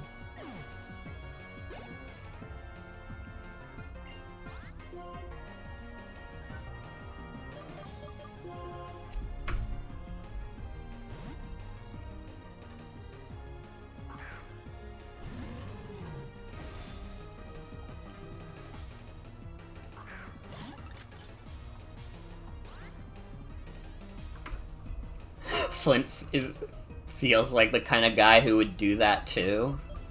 Like, actually, you're right.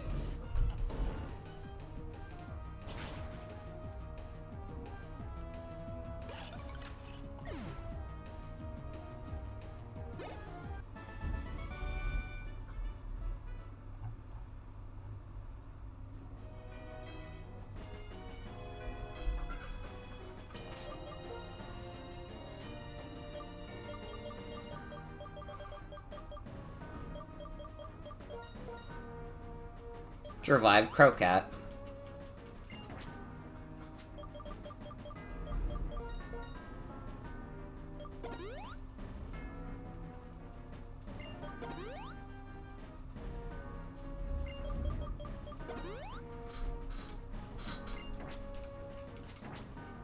I feel like we have to be getting close, right?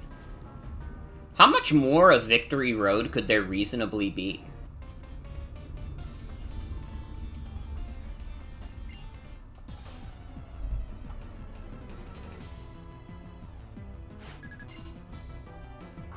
Dude, realizing in BDSP that the second rematch for Cynthia goes up to level 88 too? Like, genuinely on the level of Red's, like, Pokemon, but also, like, with optimized movesets and items.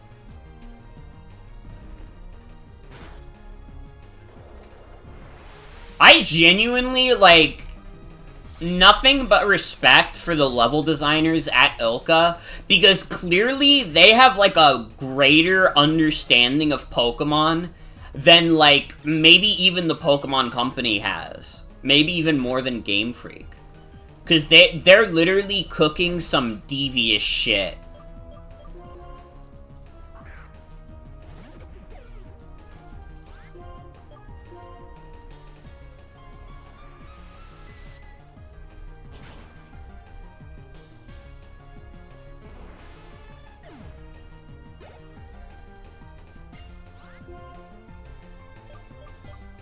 Shock?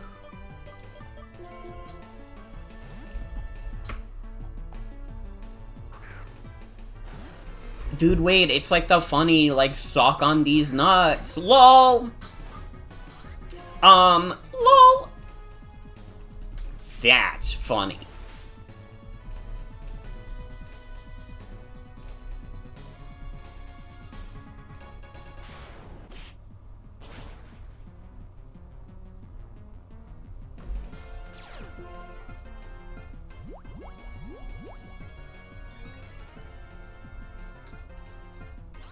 This fucking Muppet? Really? Get out of here.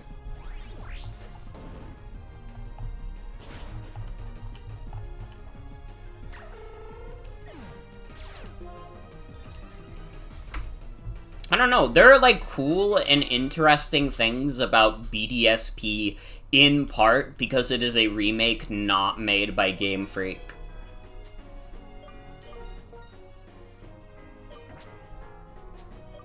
Is it the ideal Gen 4 remake? No.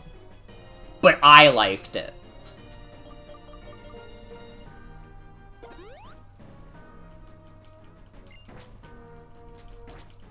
Isn't that what's important? Exclusively things that I like?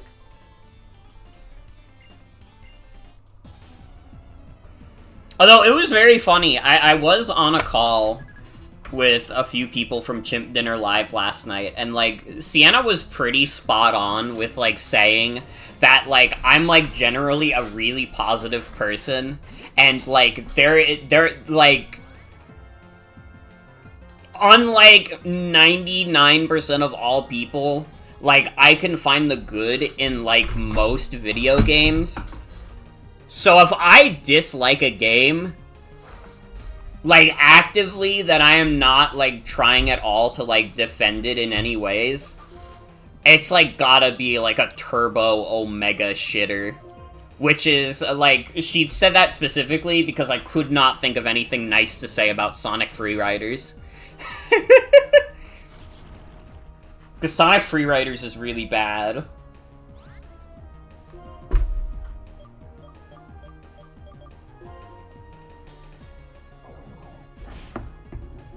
And yeah, I would say that Sonic Freeriders is definitely, like, a big shitter.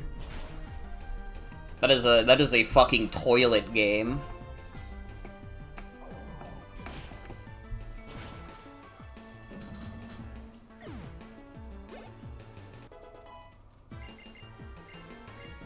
Pop-Tart with Cotton Guard. No thank you. Pop-Tart is already perfect. No improvement needed.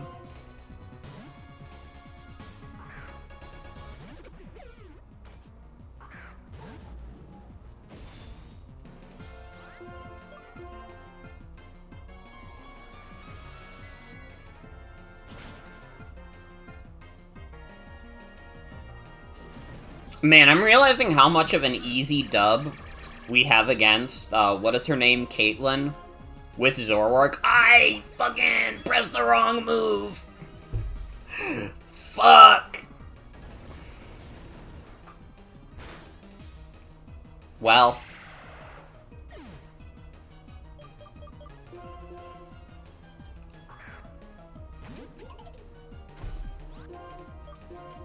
It's still happening, baby. After all this time, even though we got rid of U-turn, the U-turn effect is still happening.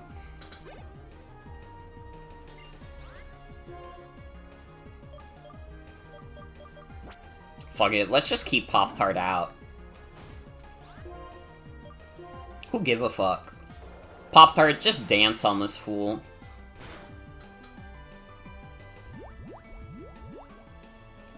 Damn, that pedal dance does not do as much as I thought it would. Get a crit. Fuck.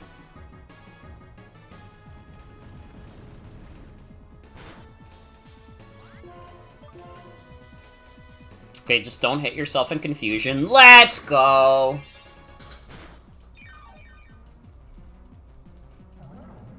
Pop-Tart isn't afraid of anything. And doesn't even get confused by anything.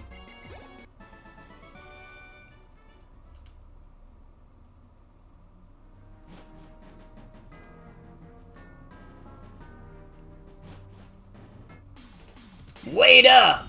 Oh, shit! I'll battle with you before you take on the Pokemon League. The more Pokemon battles you have, the stronger you get, right? Uh-oh. Also, Hy-Vee, welcome. Yeah, I'm live. Welcome. You're in time for, endgame.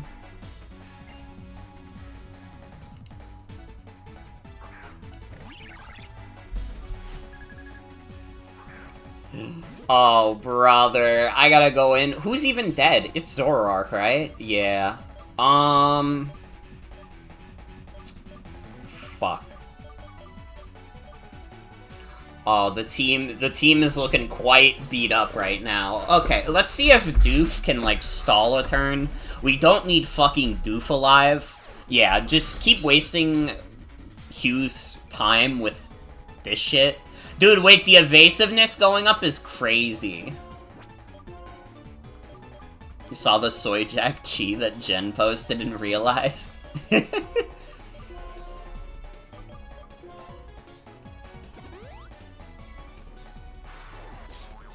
Oh, I was really hoping the evasiveness would come in clutch.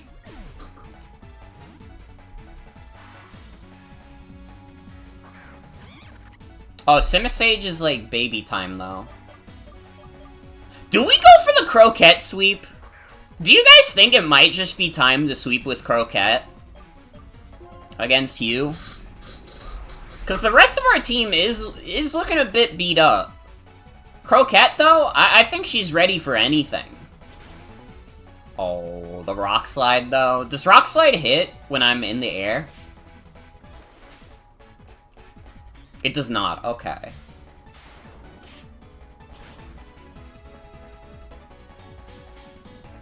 Either that or I just got lucky with a miss.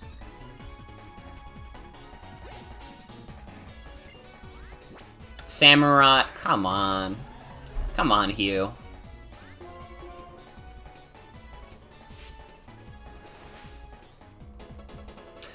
Ooh, the Ice Beam. +2 fly, please kill. Ow! Fuck! Damn it!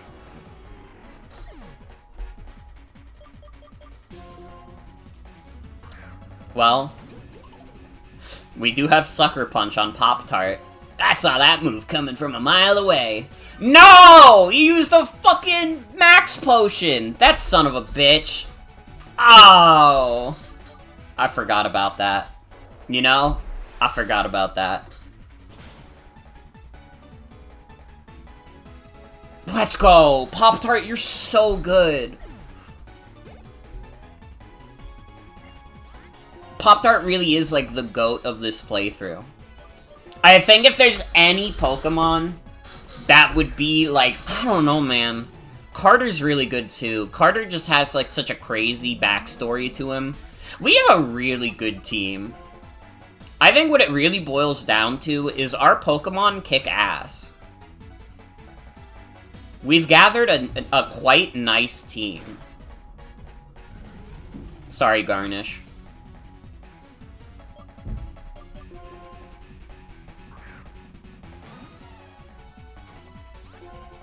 Again, it really feels like all our Pokemon have, like, little backstories and, like, fun quirks to them. Oh, brother! Not the crit!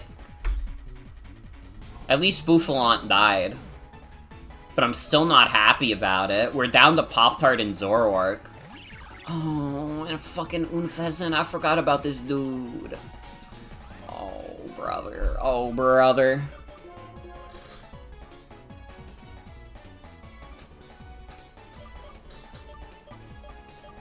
Why the regular guy name? Okay, so there's like a hell of a story behind Carter. So basically, when I was like coming up with team members, one of the Pokemon we like considered was Meryl.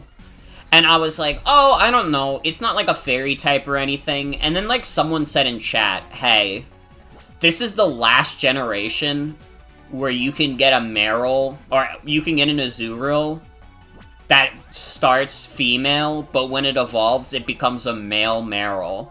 And when I, like, heard of that, I was like, fuck. We gotta use it now. So, when we were doing the nicknames for the Azurills, I literally went down a list of, like, most common, like, gender-neutral names, and I think Carter was, like, number 10. Like, Carter was quite far down the list, because that's just how many fucking Azurills we caught that did not transition when they evolved. And, I mean, also we wanted huge power. Yeah, happy Trans Visibility Day to Carter. Our transgender animal.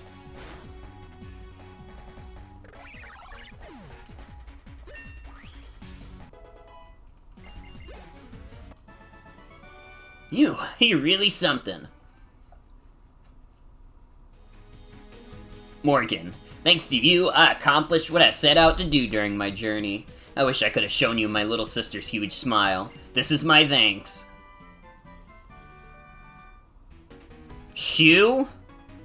That might be the nicest thing anyone's ever done for me. I think you're really amazing. So become the champion. Get the proof that you're a trainer your Pokemon can be proud of. See ya!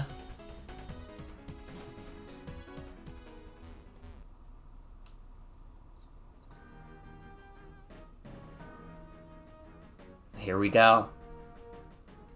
2 hours in, we're at the Pokemon League. Yeah, there was no way I was doing this last night. If it took me 2 hours to get back here, Jesus Christ, dude. Again, this endgame is way longer than I remembered it being.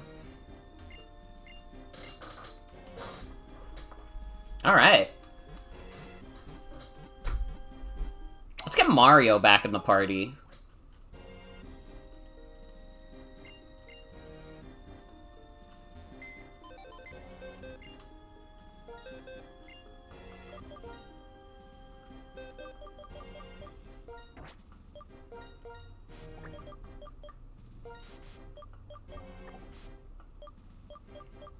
God, we have so many fucked up guys in the PC.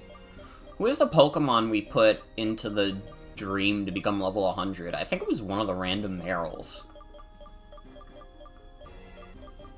Yeah, Riley, she's the protector of the box of the Merrills.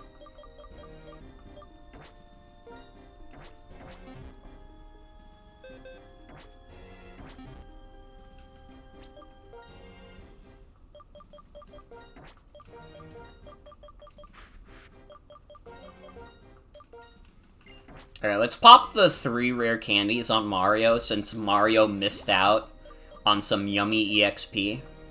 Although Mario's got another new toy, we can actually teach him Thunderbolt.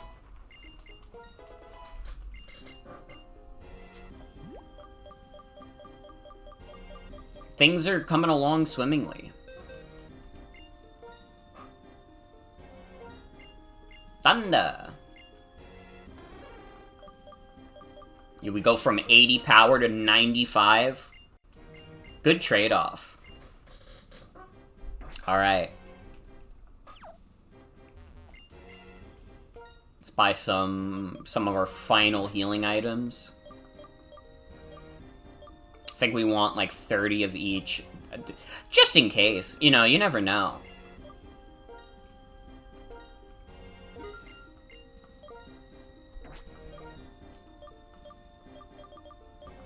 Let's get 50 revives. We want a shit ton of revives. Now, reasonably, we're never gonna need this many. But, like, I don't know. What if we die badly?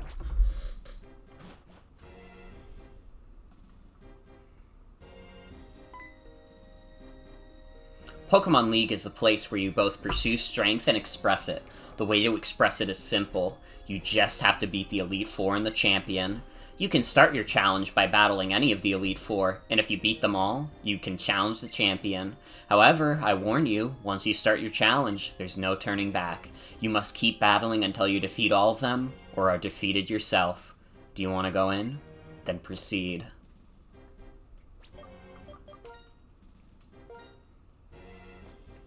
This is it, Luigi.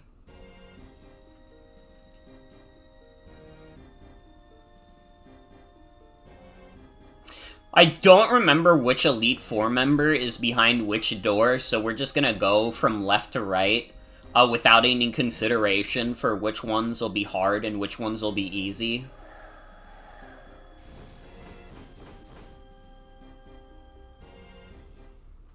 Okay, this is Chantal.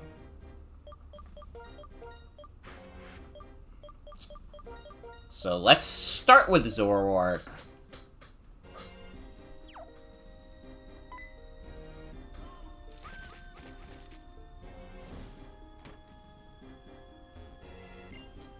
There is one man who wanders the world with a black dragon Pokemon to pursue ideals.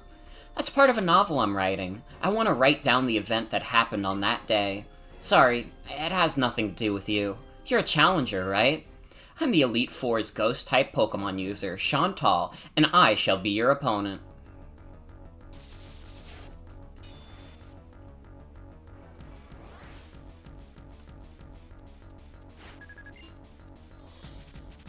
Alright, it's time.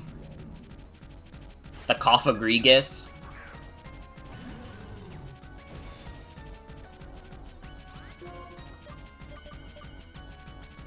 I'm gonna try and set up a nasty plot. Honestly, honest to God, I bet we could set up a sweep with Zoroark. I don't think any of these dudes are gonna be faster than Zoroark.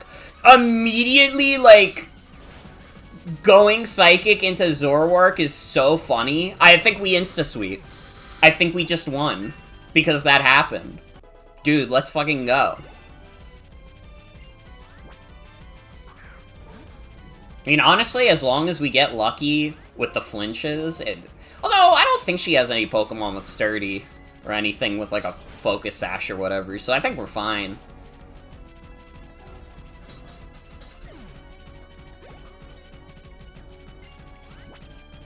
Yeah, this is easy clap. Maybe one of the cleanest Elite Four fights I've ever had. Genuinely, I don't think it gets any cleaner than this. No damage, no anything, just one setup move, and that's that. Although Drifblim might hit us with a little bit of the aftermath, but, I mean, that's not gonna kill us. That's not even gonna come close.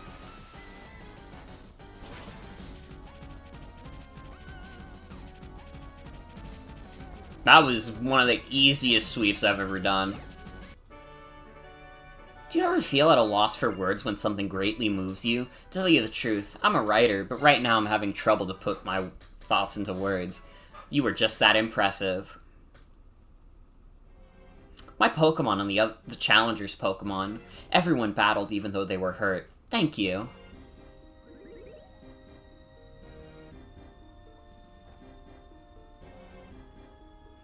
Alright, who's next?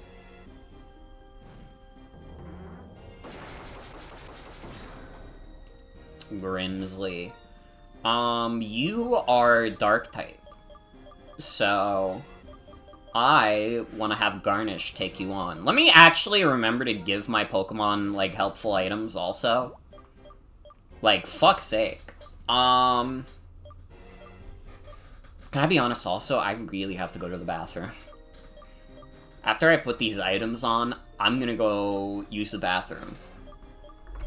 We gotta give the scope lens to Mario. It's been, like, so good on Mario. Man, we don't have a lot of good items, actually.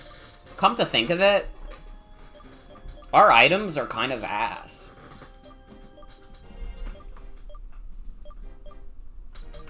We could give Charcoal. It's about the best we can do. I have something funny. What if we give Garnish the Choice Scarf for this fight? Just so that Garnish, like, outspeeds all of Grimsley's Pokemon and does Brick Break over and over? It's maybe not the wisest strat, but it is a funny strat, which I think is more important. You gotta keep them guessing.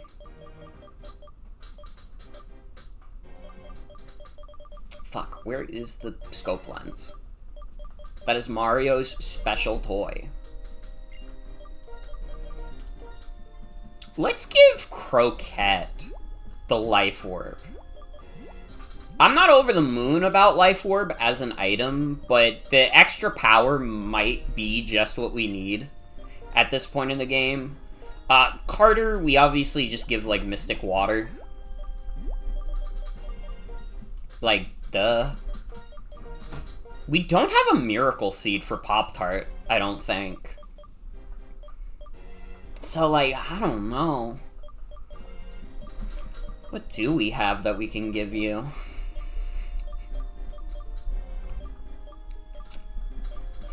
I don't think there's, like, literally any good item I could give. I could just give you Scope Lens as well. To be fair. You know what, yeah. Razor Claw to up our special, or not our special, our crit chance, and then Scope Lens on Zoroark to do the same shit. We love critical hits. Where the fuck is my second Scope Lens? Do I not have a second Scope Lens? I'm dumb as fuck.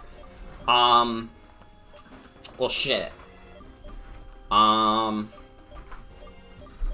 don't know then. Zoroark, you get to hold the egg. It doesn't do anything for you at this point in the game, but you get to have it. Okay, I really need to use the bathroom. I'll be right back.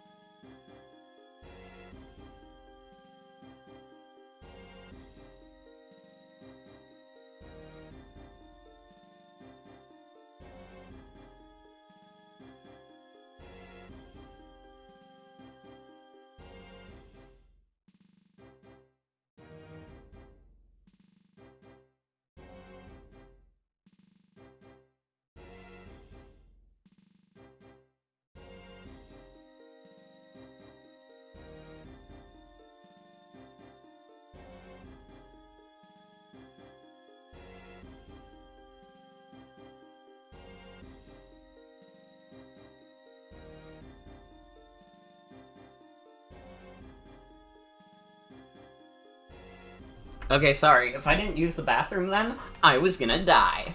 So, it had to be done. Alright.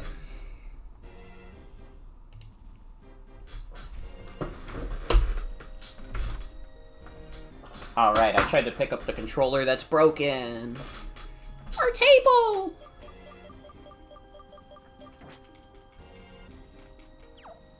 Alright, let's see how this goes. What will be determined here is which of us can absorb the opponent's light and shine. But who will decide that? It shall be I, Grimsley of the Elite Four, and I will fulfill my duty to be your opponent.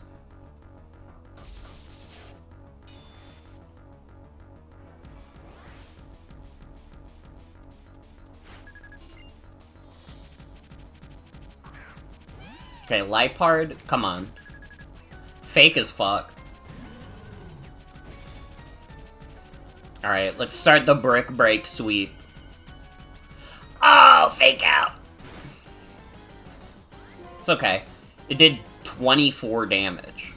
That's nothing. We take hits like that for days. Dude, if only we had Choice Band instead of Choice Scarf. That would actually go, like, fucking crazy. Crocodile, I do not want you to deal with. Pop-Tart?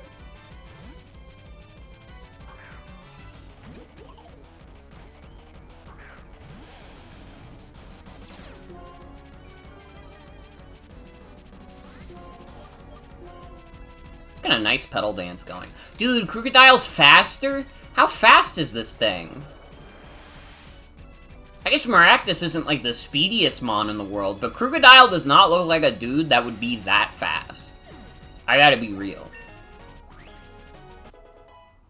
It's okay. Pop-Tart killed you instantly. After you is nothing. You might as well be spitting in our faces. Scrafty, though? It's a easy Brick Break. It's a very easy Brick Break.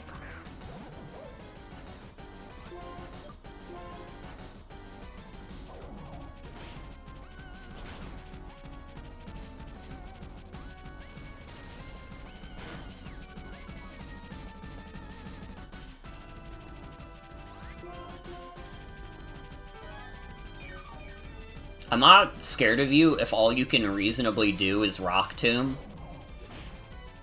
I'm not over the moon about my speed dropping, but honestly, I'm still faster than you, man. So I don't care that much. Get out of here. Bisharp? Oh, you're dead as fuck. Beautiful loss is still a loss, and an ugly win is still a win.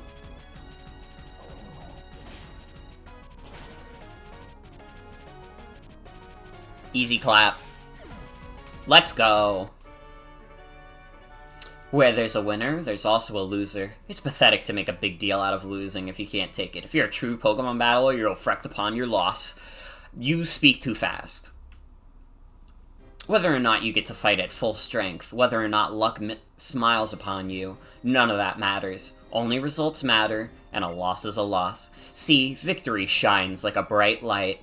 And right now, you and your Pokemon are shining brilliantly.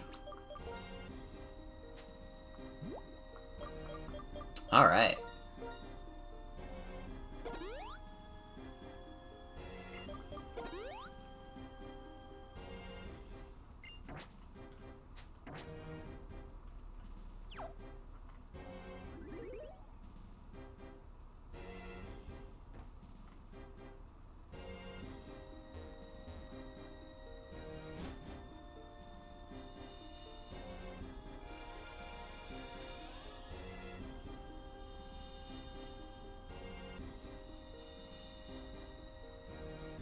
Well, this is not going to be the fighting guy.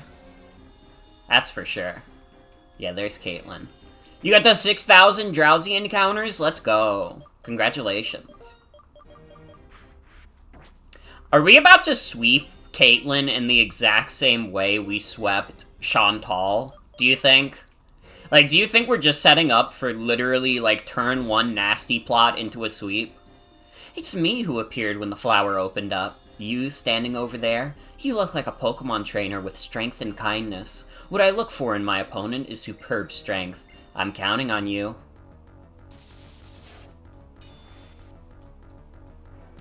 Keep going until I finish the league and then you're done hunting for the day? Hell yeah. I wish you luck on your hunt.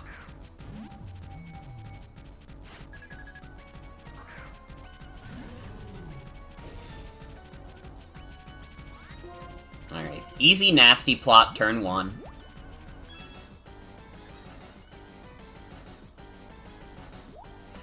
Oh, Yawn is crazy. Ooh. That might put a wedge in things. Although, we technically haven't revealed Zoroark yet. I don't know if the AI gets it yet. I think the AI might be too stupid.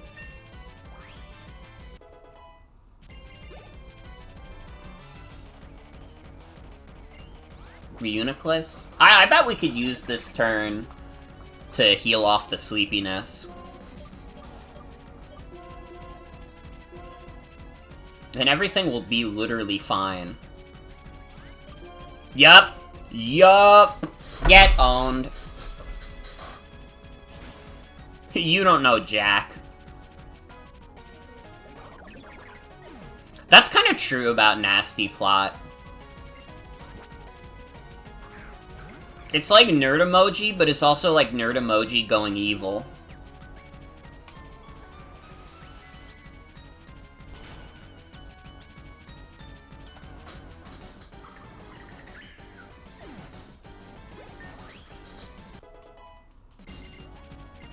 Imprison. No.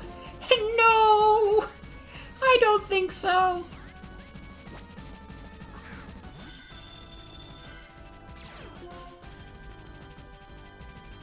I can't believe it's come to this. I must have gotten complacent. Dude, it's another easy sweep. It's another easy sweep. Let's fucking go.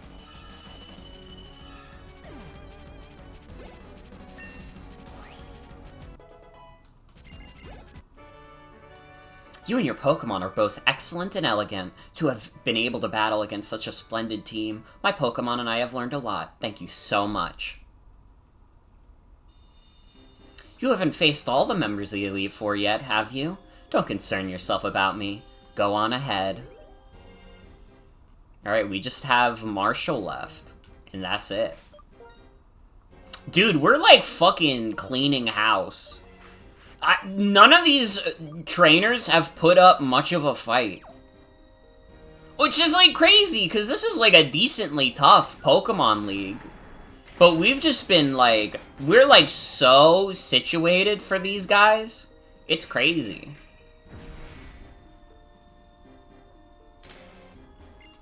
You look familiar. Ah yes, I met you at Twist Mountain. The strength you are radiating is far greater than before. Greetings, Challenger. My name is Marshall. I am the #1 pupil of my mentor, Alder. In order to master the art of fighting, I've kept training.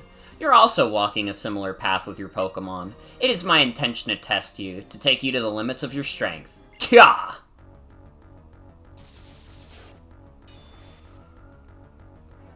Aren't the Elite Four like bureaucrats, like infrastructure management or something? I think it depends on the region. I think in some regions that would be true, but I'm not sure if that's true about all of them. I think different regions handle things in different ways.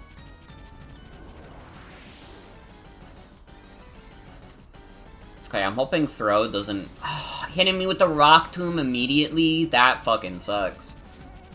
So I can never, like, safely Dragon Dance. If this doesn't kill, get a flinch. Let's go! The crit!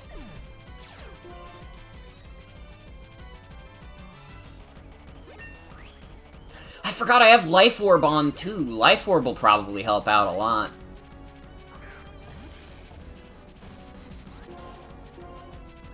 Yeah, Sun and Moon would be a big thing. Because, like, Sun and Moon didn't have an Elite Four before, but, yeah, they had a government. So, it really does just depend on the region.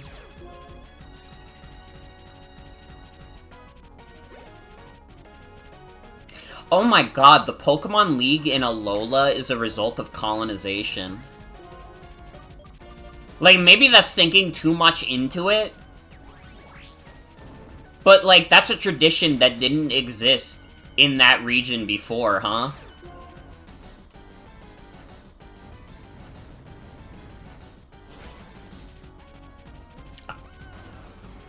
Like, I don't know, maybe I'm thinking too hard into it, but, like... I mean, it's a region based on Hawaii. It's hard not to immediately have your mind gravitate towards something like that.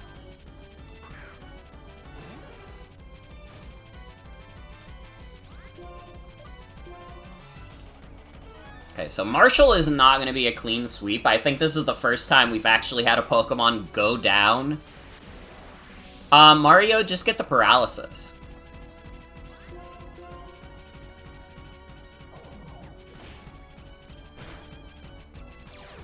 Let's go! Even in the late game, the static procs never stop. Mario, I love you. You're such an awesome beast. Now the question is, can you do that with Mian Shao? Because I think you probably die to this thing.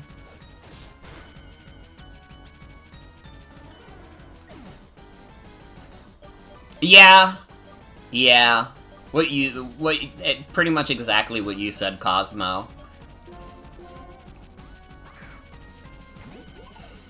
And it's not the only time that Pokemon has had, like, weird implications like that, too. I mean, later down the line, like, Legends Arceus also has some, like, weird, like, colonialism vibes in it.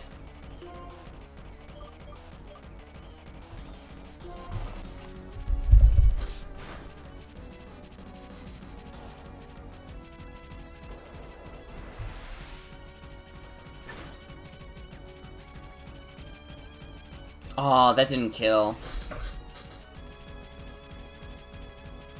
Well, you know what? We're just gonna switch out on that bounce. Carter can take a bounce, for sure.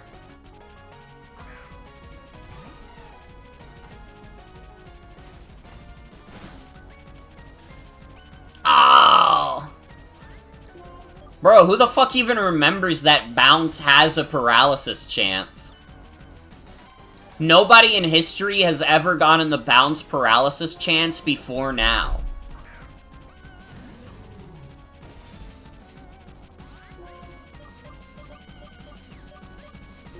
Hit you with a flamethrower.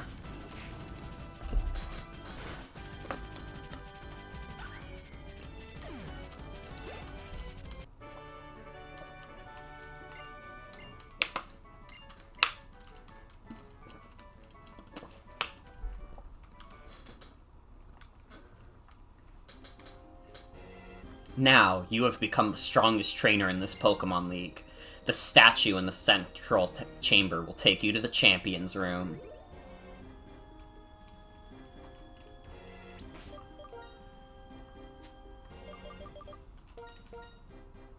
It is Dragon's time. We do not have a good matchup into Dragon types.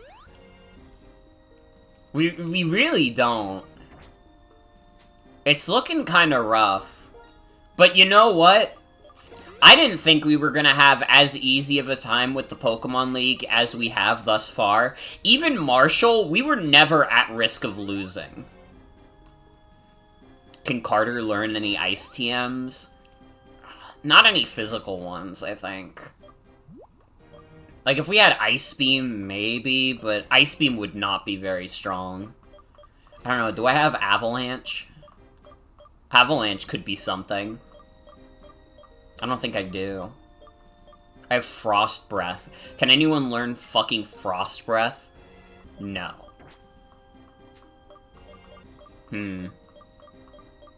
Yeah, no. We're going in like this. Fuck it, we ball. Well, it's a tradition for me to do, is to just switch around Pokemon in the order that we got them. Garnish, Mario, Carter, Croquette, Pop-Tart, and Zoroark. We make our final stand. If Zoroark is last, he can't do tricks. That's okay. I don't think any of Iris's Pokemon can learn psychic moves anyways, so I'm not sure the illusion is particularly helpful here.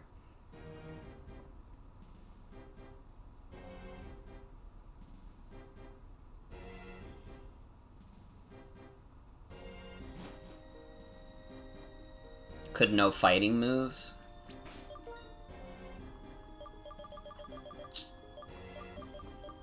I think it's fine. I think it's fine. I'm leaving it like this. I like having it in order like this at the end. Welcome, Challenger. I've been waiting for this.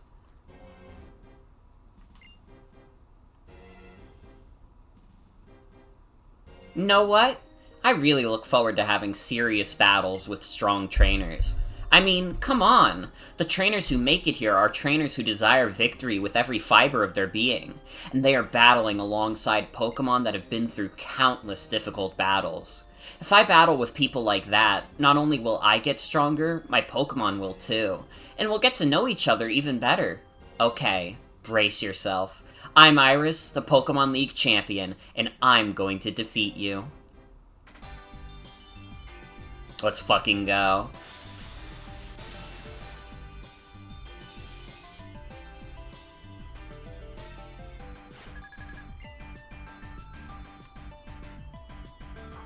Okay, Hydreigon at the start. Wait, the Garnish lead goes crazy! I didn't realize she'd be starting with a Hydreigon. Let's fucking go. Brick Break that fool. Oh my god, I still have Choice Scarf on Garnish too. That actually works out pretty well. Don't die to Surf. Let's go! Oh my god. And she's gonna waste a heal? She might even waste several heals on this thing. Wait, this was perfect!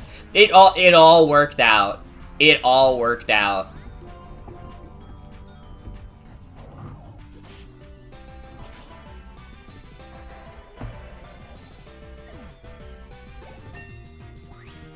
Level up on Garnish. Aggron. We could just break Aggron. I mean, it might have Sturdy. If it has Sturdy, this is not gonna kill, and Aggron might kill us in return. But honestly, like, Aggron's kind of ass. Like, I can very easily just send out Carter and be fine, because Aggron's kind of shit.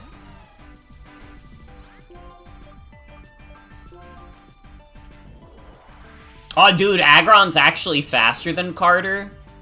She didn't use a heal on Aggron. That's interesting. Guess she's got no particular attachment to it. Lapras. Interesting. We send out Mario. Hit it with a little T-Bolt.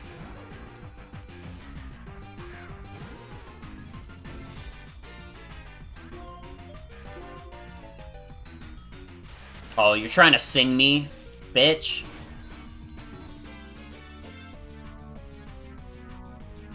The crit! I love you, Mario. Mario is so fucking goated with the crits. I swear to God. Okay. I'm gonna try something a little devious at this point. Because I think Haxorus is probably gonna start trying to go for Dragon Dance. Let's one-up you. Let's go for Nasty Plot.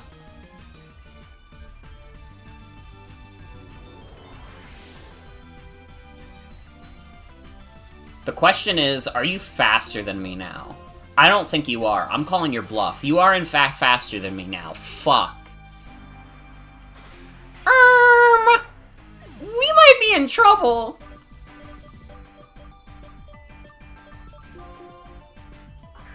Okay, fuck. Mario, can you take a hit? Oh, Earthquake! Fuck. Oh, it might be Jove. It might be Jover.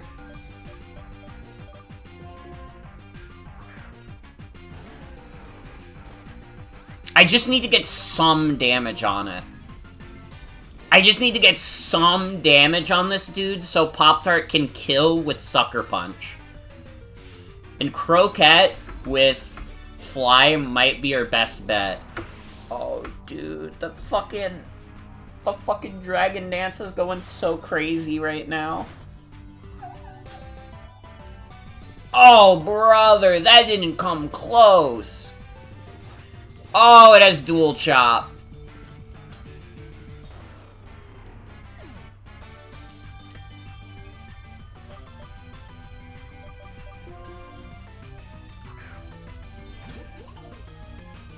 Pop-Tart. I know realistically this isn't gonna kill, but if you get a clutch crit right now, you will be the #1 GOAT of all time. Mother of shit. Not even fucking close. Oh, what the fuck do we do? Dude, it outspeeds, like, every single one of our Mons now. And probably, like, OHKOs all of them, especially since we only have, like, 4 max revives, and, like, I don't know. At this point, I don't know what a max revive is gonna do for us.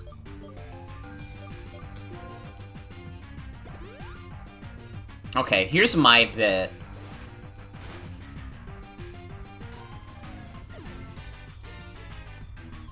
Yeah, Sucker Chip is the only way we can do this, but also we need to get into a position where, like, Haxorus, like, misses a move. So we need, like, I think Dual Chop has a chance to miss. I think X-Scissor and Earthquake are 100% accuracy. I don't think that's true for Dual Chop. I think, like, we gotta get Dual Chop to miss. You got an ad for men's adult diapers. To be fair, right now, we are kind of shitting. We are kind of in a shitting position. Oh, wait. I think the only way we can consistently get Haxorus to do Dual Chop is sending out Croquette, because I don't think X-Scissor kills Croquette, and, like, obviously it can't hit with Earthquake. Oh, mother of pearl. Things are bad right now. It's looking bad. You know, if we're doing revive spam, like, things are going extremely badly.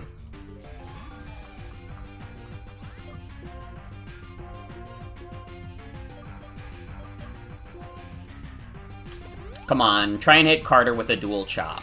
No!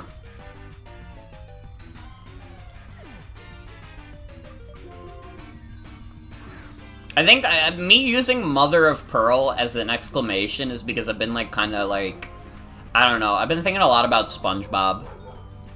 SpongeBob, Patrick. We haven't gotten a Dual Chop miss yet. Does Dual Chop have 100% accuracy? Am I, like, fucking fooling myself here?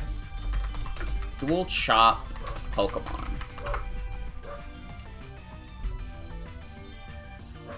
It is 90% accuracy! Okay, so it can theoretically miss. It's the only way. It's the only way we can win. We need the Dual Chop misses.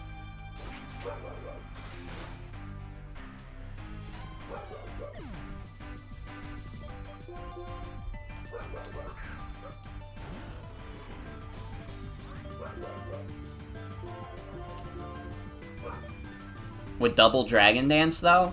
Sucker Punch always goes first. Sucker Punch always goes first. But we just need to get, like, Pop-Tart in a position where, like, we can safely Sucker Punch even if it doesn't kill. Because that's the thing, I'm not sure if at this range, Sucker is going to kill.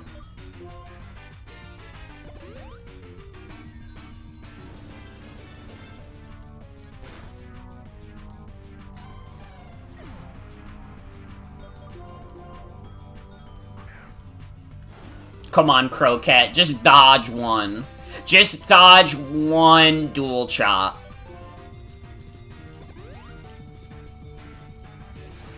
Oh, come on, man. I just need one miss. I just need the 10%. We've gotten so many fucking crazy odds over the length of this playthrough. Just give me the 10% miss. It's all I need, and then we're straight chillin'. We will be straight chillin' for the rest of the game. Which is to say, the rest of this battle. Pretty much.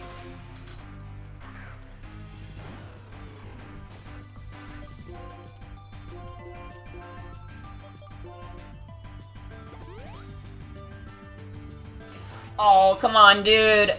Please.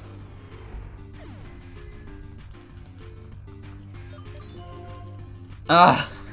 I wish that Croquette wasn't the only Mon we had that would make him use... Or make her use, sorry. Didn't just make her use... Hold on. I just thought of something.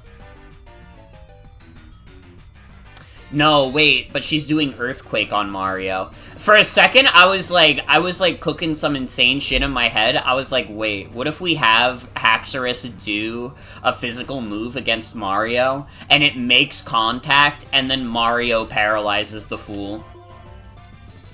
And it wouldn't be like an instant, like, threat neutralized, but it'd be pretty close. It'd be pretty fucking close.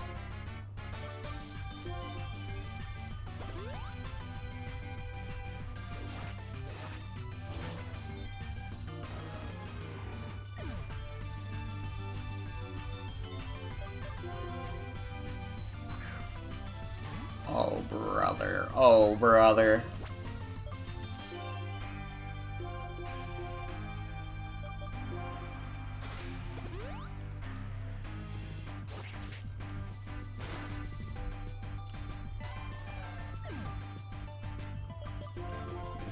Come on. Just one miss is all we need.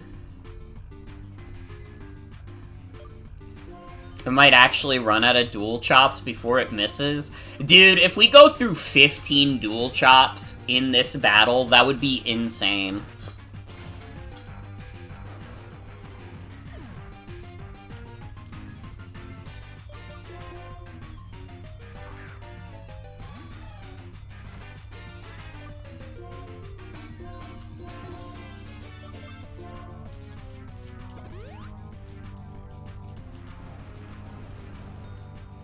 Did you guys know they took Dual Chop out of the game? You can't use Dual Chop in Scarlet and Violet anymore. Because it was just too good. They had to get rid of it. It would have been too powerful.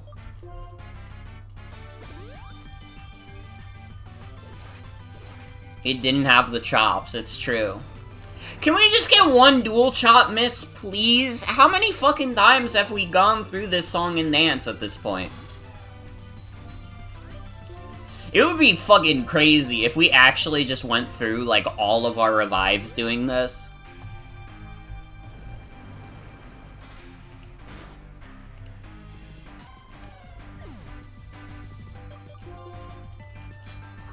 I'm determined, though.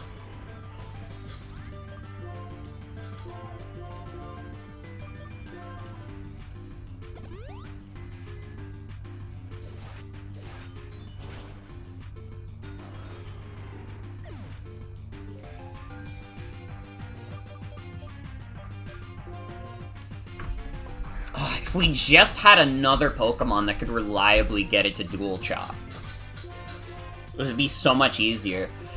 X-Scissor can't miss, right?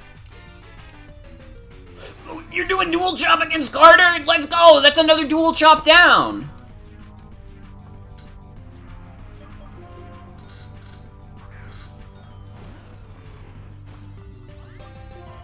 Dude, if only that was consistent.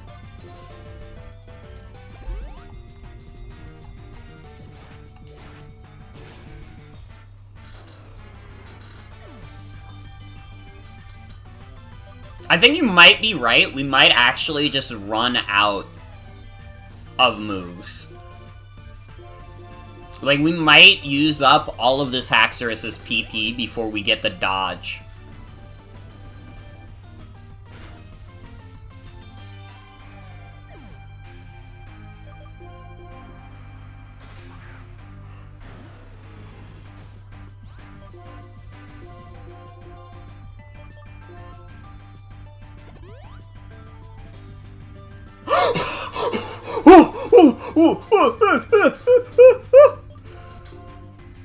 Oh my god.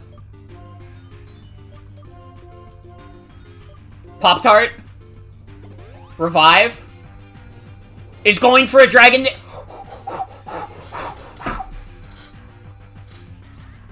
That must mean it's out of dual chops. We got the miss into Haxorus running out of dual chop. Oh my fucking god.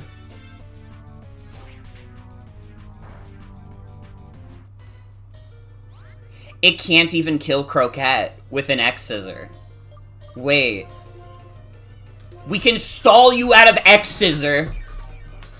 I'm going to make this dragon regret ever being born.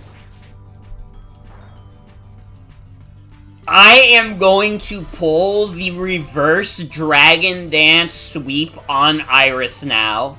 The tides are truly turning.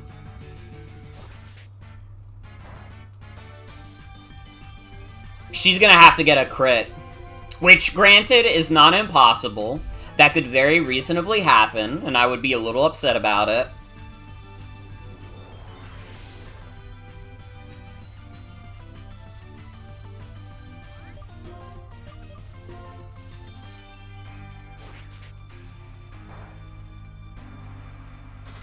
It's not enough.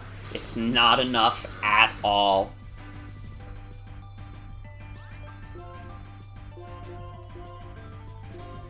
Oh my god, I'm about to make Iris's day go from, like, excellent to fucking horrendous, dude.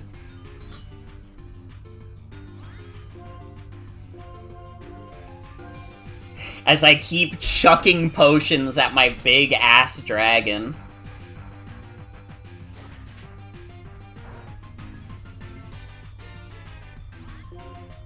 Once she's out of X-Scissor, she's done. I don't know how many X-Scissors she has. How much PP does X-Scissor have?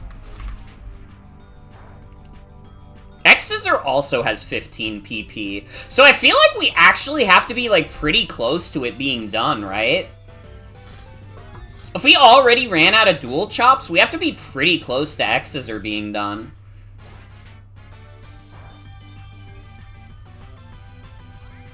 Oh, she fucked up so hard. She didn't realize that I had an advantage, which is that I'm rich as fuck. You may be the Pokemon League champion, Iris, but don't forget, money makes the world go round. And I have so much more money than you could fathom. I am the richest motherfucker in Unova. She's going for another Dragon Dance. Is she out of X-Scissor? Oh my god. I think she's out of X-Scissor. Something malicious is brewing. Something malicious is brewing.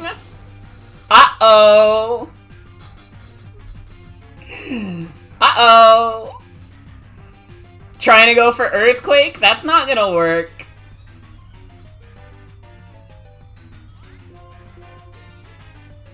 Nope. Try again.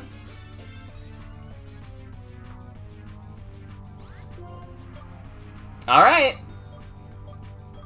I think we got one more in us.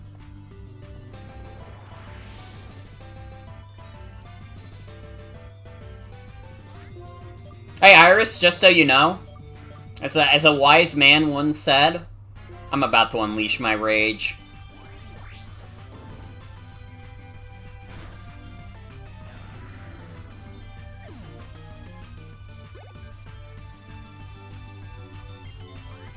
Archeops? Come on. You think I'm scared of Archeops? Get crunched, idiot.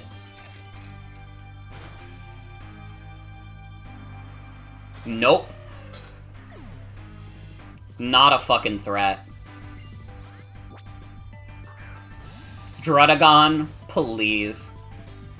I'll hone my mind and become one with my Pokemon. Huh. So that means this crunch is gonna be extra painful.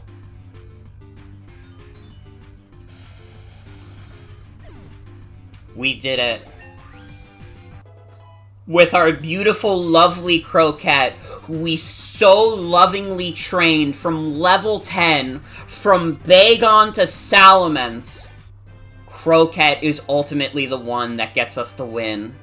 I did my best, but we lost.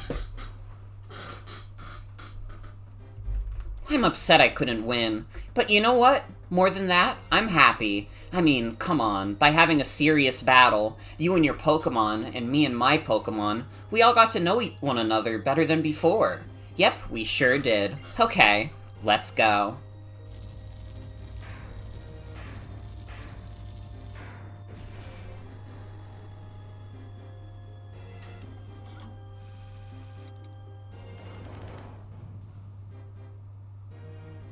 Okay, go on ahead. Hurry.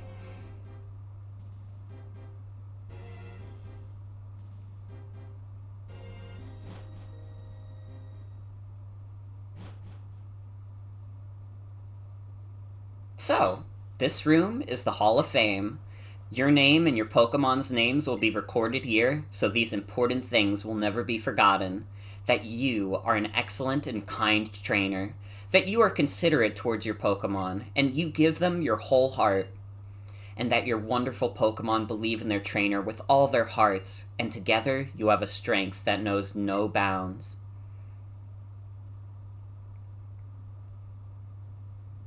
Hey, come on. Oh, excuse me, Morgan.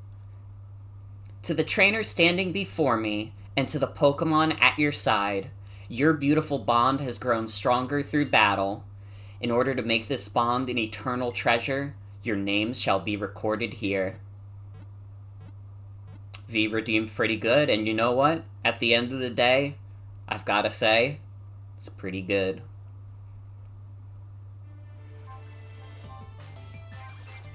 Garnish, our starter, our beautiful beloved starter. Mario, the crit machine, the crit and static machine. Carter, our funny transgender animal. Croquette, the baby we raised all the way to glory. Pop-Tart, our funny, beautiful Pop-Tart who got us so many clutch wins. And Zoroark, who tricked people so much. So much so that she got multiple sweeps. We're the champions.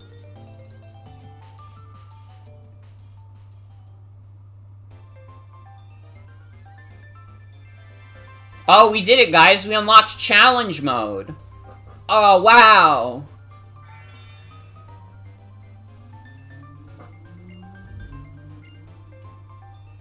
Hey, did you know if you beat the Pokemon White 2, you would unlock easy mode? Why the fuck did they lock easy mode behind beating the Pokemon League? What were they cooking? It's Pokemon! It's already easy!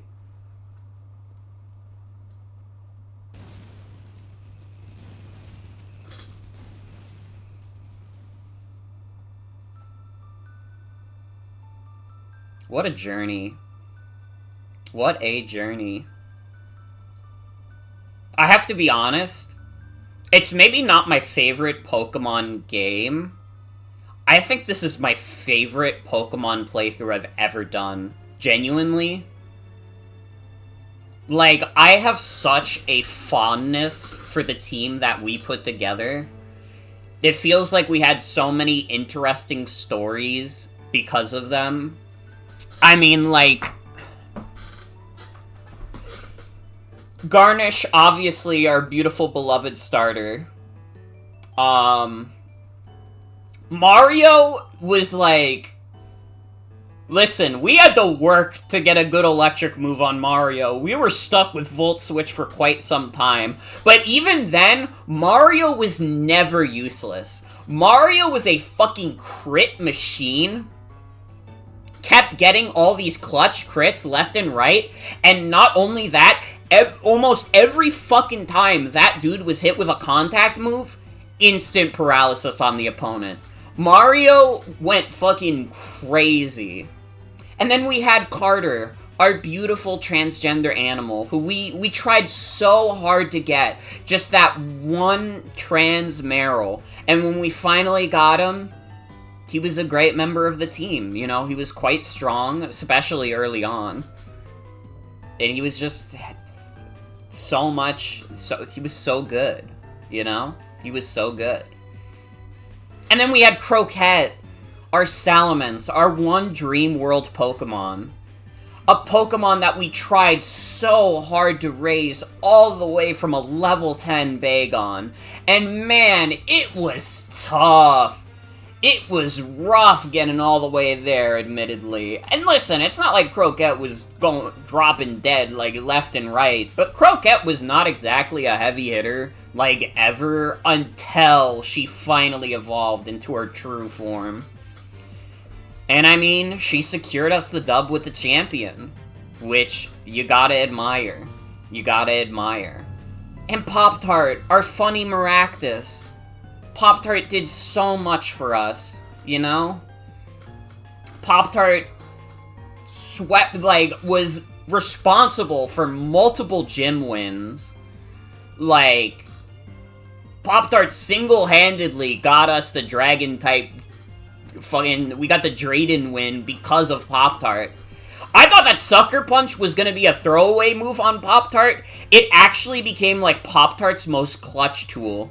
And we didn't get to use it against the Haxorus, but that's just because Croquette finally got her moment. You know, Pop-Tart had had many moments before. I'm kind of glad that Croquette ended up getting her moment with the champion, because she really wouldn't have had another chance, and Pop-Tart had done more than enough to prove himself as a worthy team member. And of course we have Zoroark, who ended up, like, being super clutch for the Pokemon League as well. We had to work, and Zoroark was something we had to work on, but once we got him up there, he was a super solid member of the team. I mean, he literally, like, insta-swept 2 of the 4 Elite Four members. They didn't stand a fucking chance. I do not think this is my finest team building moment. In terms of, like, how versatile this team is, listen, they were a little limited, but in terms of the stories we have with all these Mons, this is easily my favorite team of Goobers we've ever had. Every single one of them contributed in some way, and did something important at some point, represents some part of our playthrough. And it was a lot of fun to play with them. It really was. I mean, I had some of my favorite Mons on the team. I mean, Emboar and Maractus are, like, up there for me. I love them. And who doesn't like Ampharos? Zoroark is really cool. Salamence is dope. And of course Azumarill, a Pokemon that I have a fondness for, especially because I'm a competitive player. What a team. And what a game. I didn't even really talk about my thoughts on the game. I mean, it's Pokemon Black and White 2. Pokemon Black and White 1 are already insanely good Pokemon games, and Pokemon Black and White 2 is, strictly speaking, an even better game. I mean, like, there are things that I think Black and White 1 does better. I think the story is better. I think a lot of the set pieces are, like, more memorable in Black and White 1.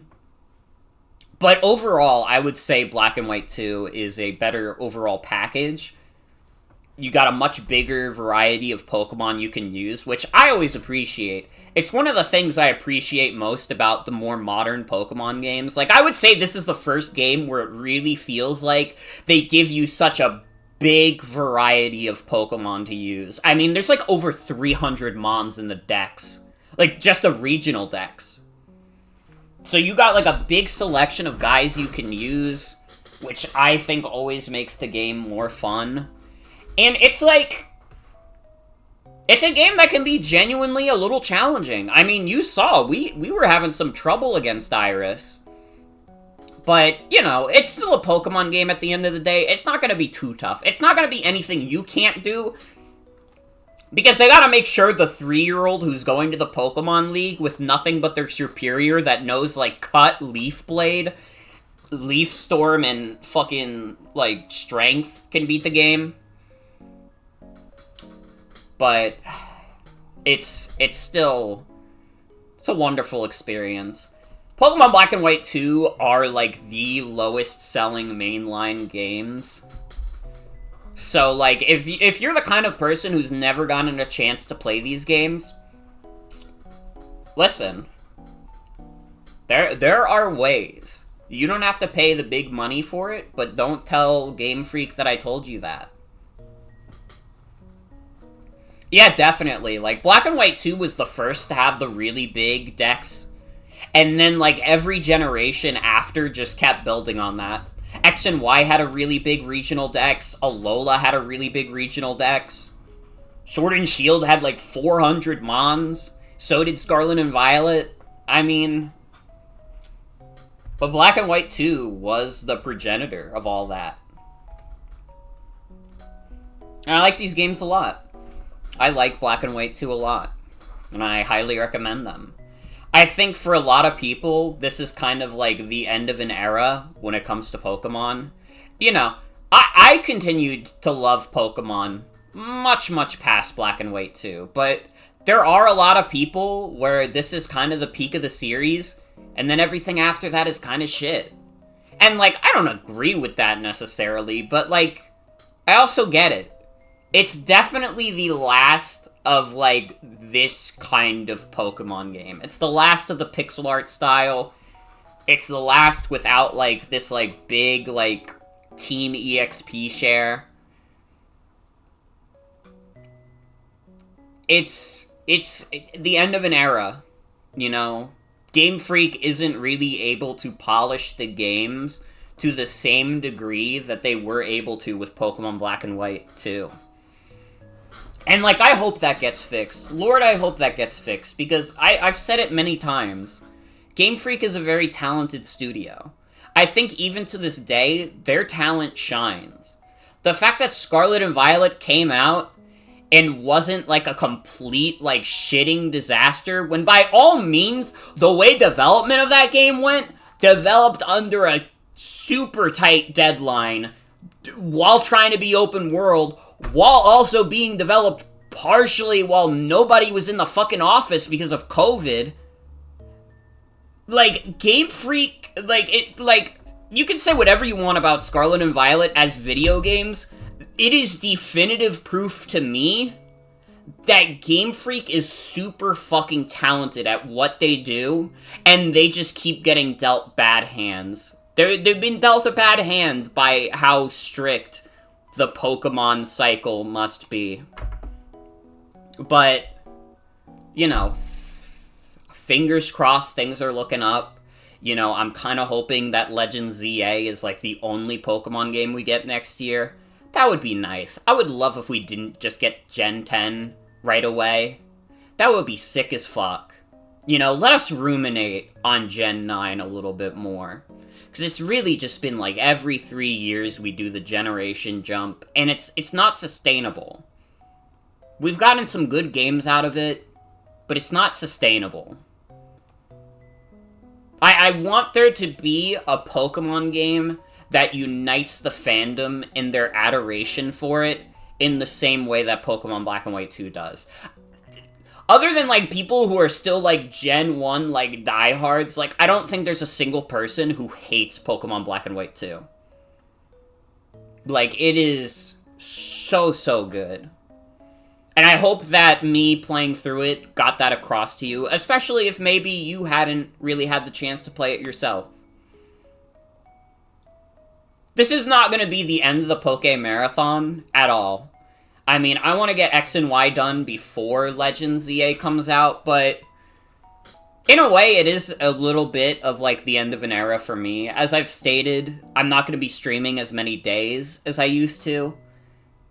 I think, like, playthroughs can still happen, but they're gonna be, like, in, like, you know, kind of like I was doing towards the end of this, just, like, happening all in a row. You know, just, like, dedicate some time to it, maybe dedicate a week to it. That could be fun. That could be fun. As, like, a little substitute to how I was doing it before. Because, like, how I was doing it before, it wasn't sustainable. In the same way that the Pokemon cycle isn't sustainable. So I'm trying to move on to a sort of healthier schedule for me. And I hope that Pokemon is able to reach a healthier schedule. Because I like Pokemon. I really do. I wouldn't have started a Poke Marathon if I didn't like Pokemon. And, like, I don't play the new games to poke fun at them. I mean, I've said it many times. Scarlet and Violet is maybe my greatest hear me out ever. I love those games, genuinely. And, like, I really want Pokemon to reach the point where Game Freak's talents can really shine through. Because Pokemon is good. There's a reason where even if people don't like more recent Pokemon games, they still like Pokemon as a concept. There's so much potential there. Think about how many ROM hacks have just been made out of Pokemon alone. That's like 1 million fucking free games for you to play on your computer. And, like, it doesn't get tiring because Pokemon is so, like, it's so mechanically rich, and yet it's so simple to understand. Anybody can get into Pokemon. People who aren't RPG enthusiasts can very easily get into Pokemon. It's a series that I feel like appeals to almost everyone. And, like, obviously it doesn't literally appeal to everyone. Nothing can.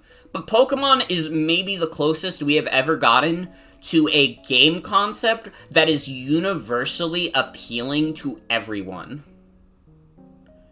They're so multifaceted and rich, and they're made with so much passion and talent behind them. They're so good. I love Pokemon. And I will never stop loving Pokemon. I think I'm gonna be like a fucking old woman, and I'm still gonna be sitting here telling people, yo, that Pokemon thing, it's pretty sick. But, yeah. That's all I gotta say, I think. That's all I gotta say. You know? Pokemon is good. Pokemon is good.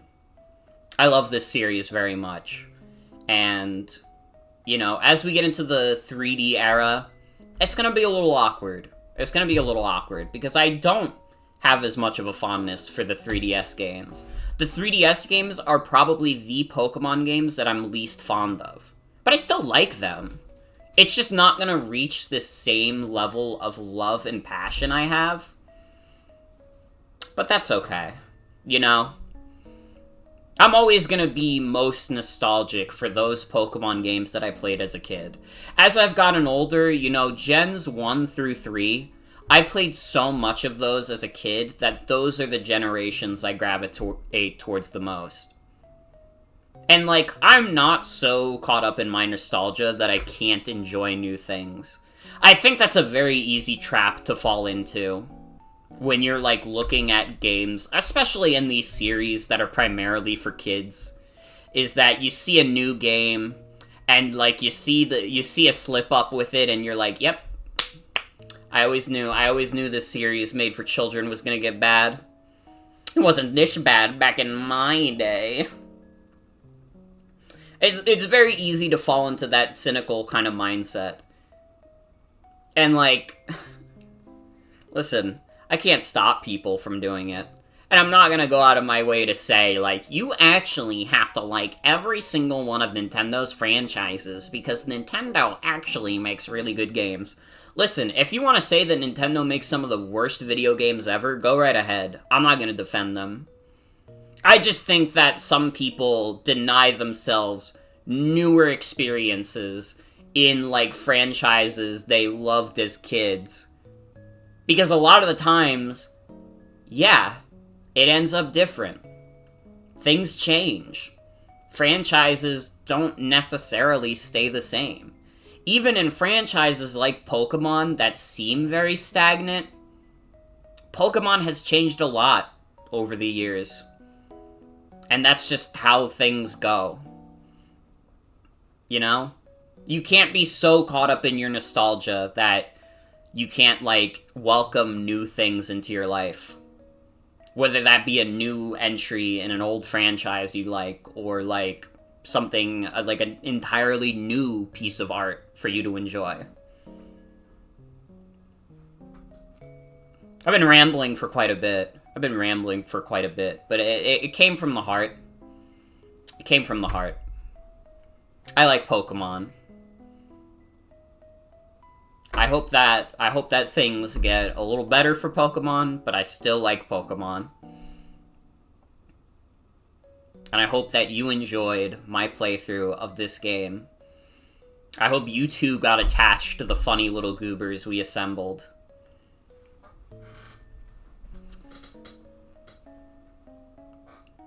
I'm not even gonna put up the regular end screen. I think this is perfect as an end screen. You know, I turn 24 soon. And I'm kind of reprioritizing things in my life. I'm getting closer. It might just be, like, maybe another whole year at most before I get to stick with Jen for the rest of my life. And I'm very much looking forward to that. I hope you guys continue to enjoy whatever I put out. You know, I wanna put effort into doing some more higher concept streams, not completely eliminate playthroughs. Honestly, if I've learned anything from doing Pokemon Black and White 2 like this, I think playthroughs are more likely to, like, continue, obviously not in the same fashion, but maybe it's one of those things where it's like, hey, I have a free week, let me just play through this old game. I still think, like, for the most part, newer games are gonna be for me. I kind of need that kind of balance in my life. I need to be buying games that are for me and not for the stream, you know? But yeah. But, I want to thank you all for coming. Hope you have a good night and take care. Tomorrow is April Fool's, and you know we'll be watching a lot of funny YouTube videos. Got over 100 lined up this year, second year that we got 100 plus videos. We got some funny stuff done by my friends. I made a video for April Fool's. It's gonna be a lot of fun. I hope to see you all there. It'll be 8 p.m. EST. You convert that to your local time zone, because I'm too lazy. Thank you all for joining me tonight, and thank you all for joining me for the continuation of the Poke Marathon. We will continue with X and Y, but first, we're going to be taking a little diversion with playing 13 Pokemon at once. I hope you look forward to that. Have a good night, everybody. Take care.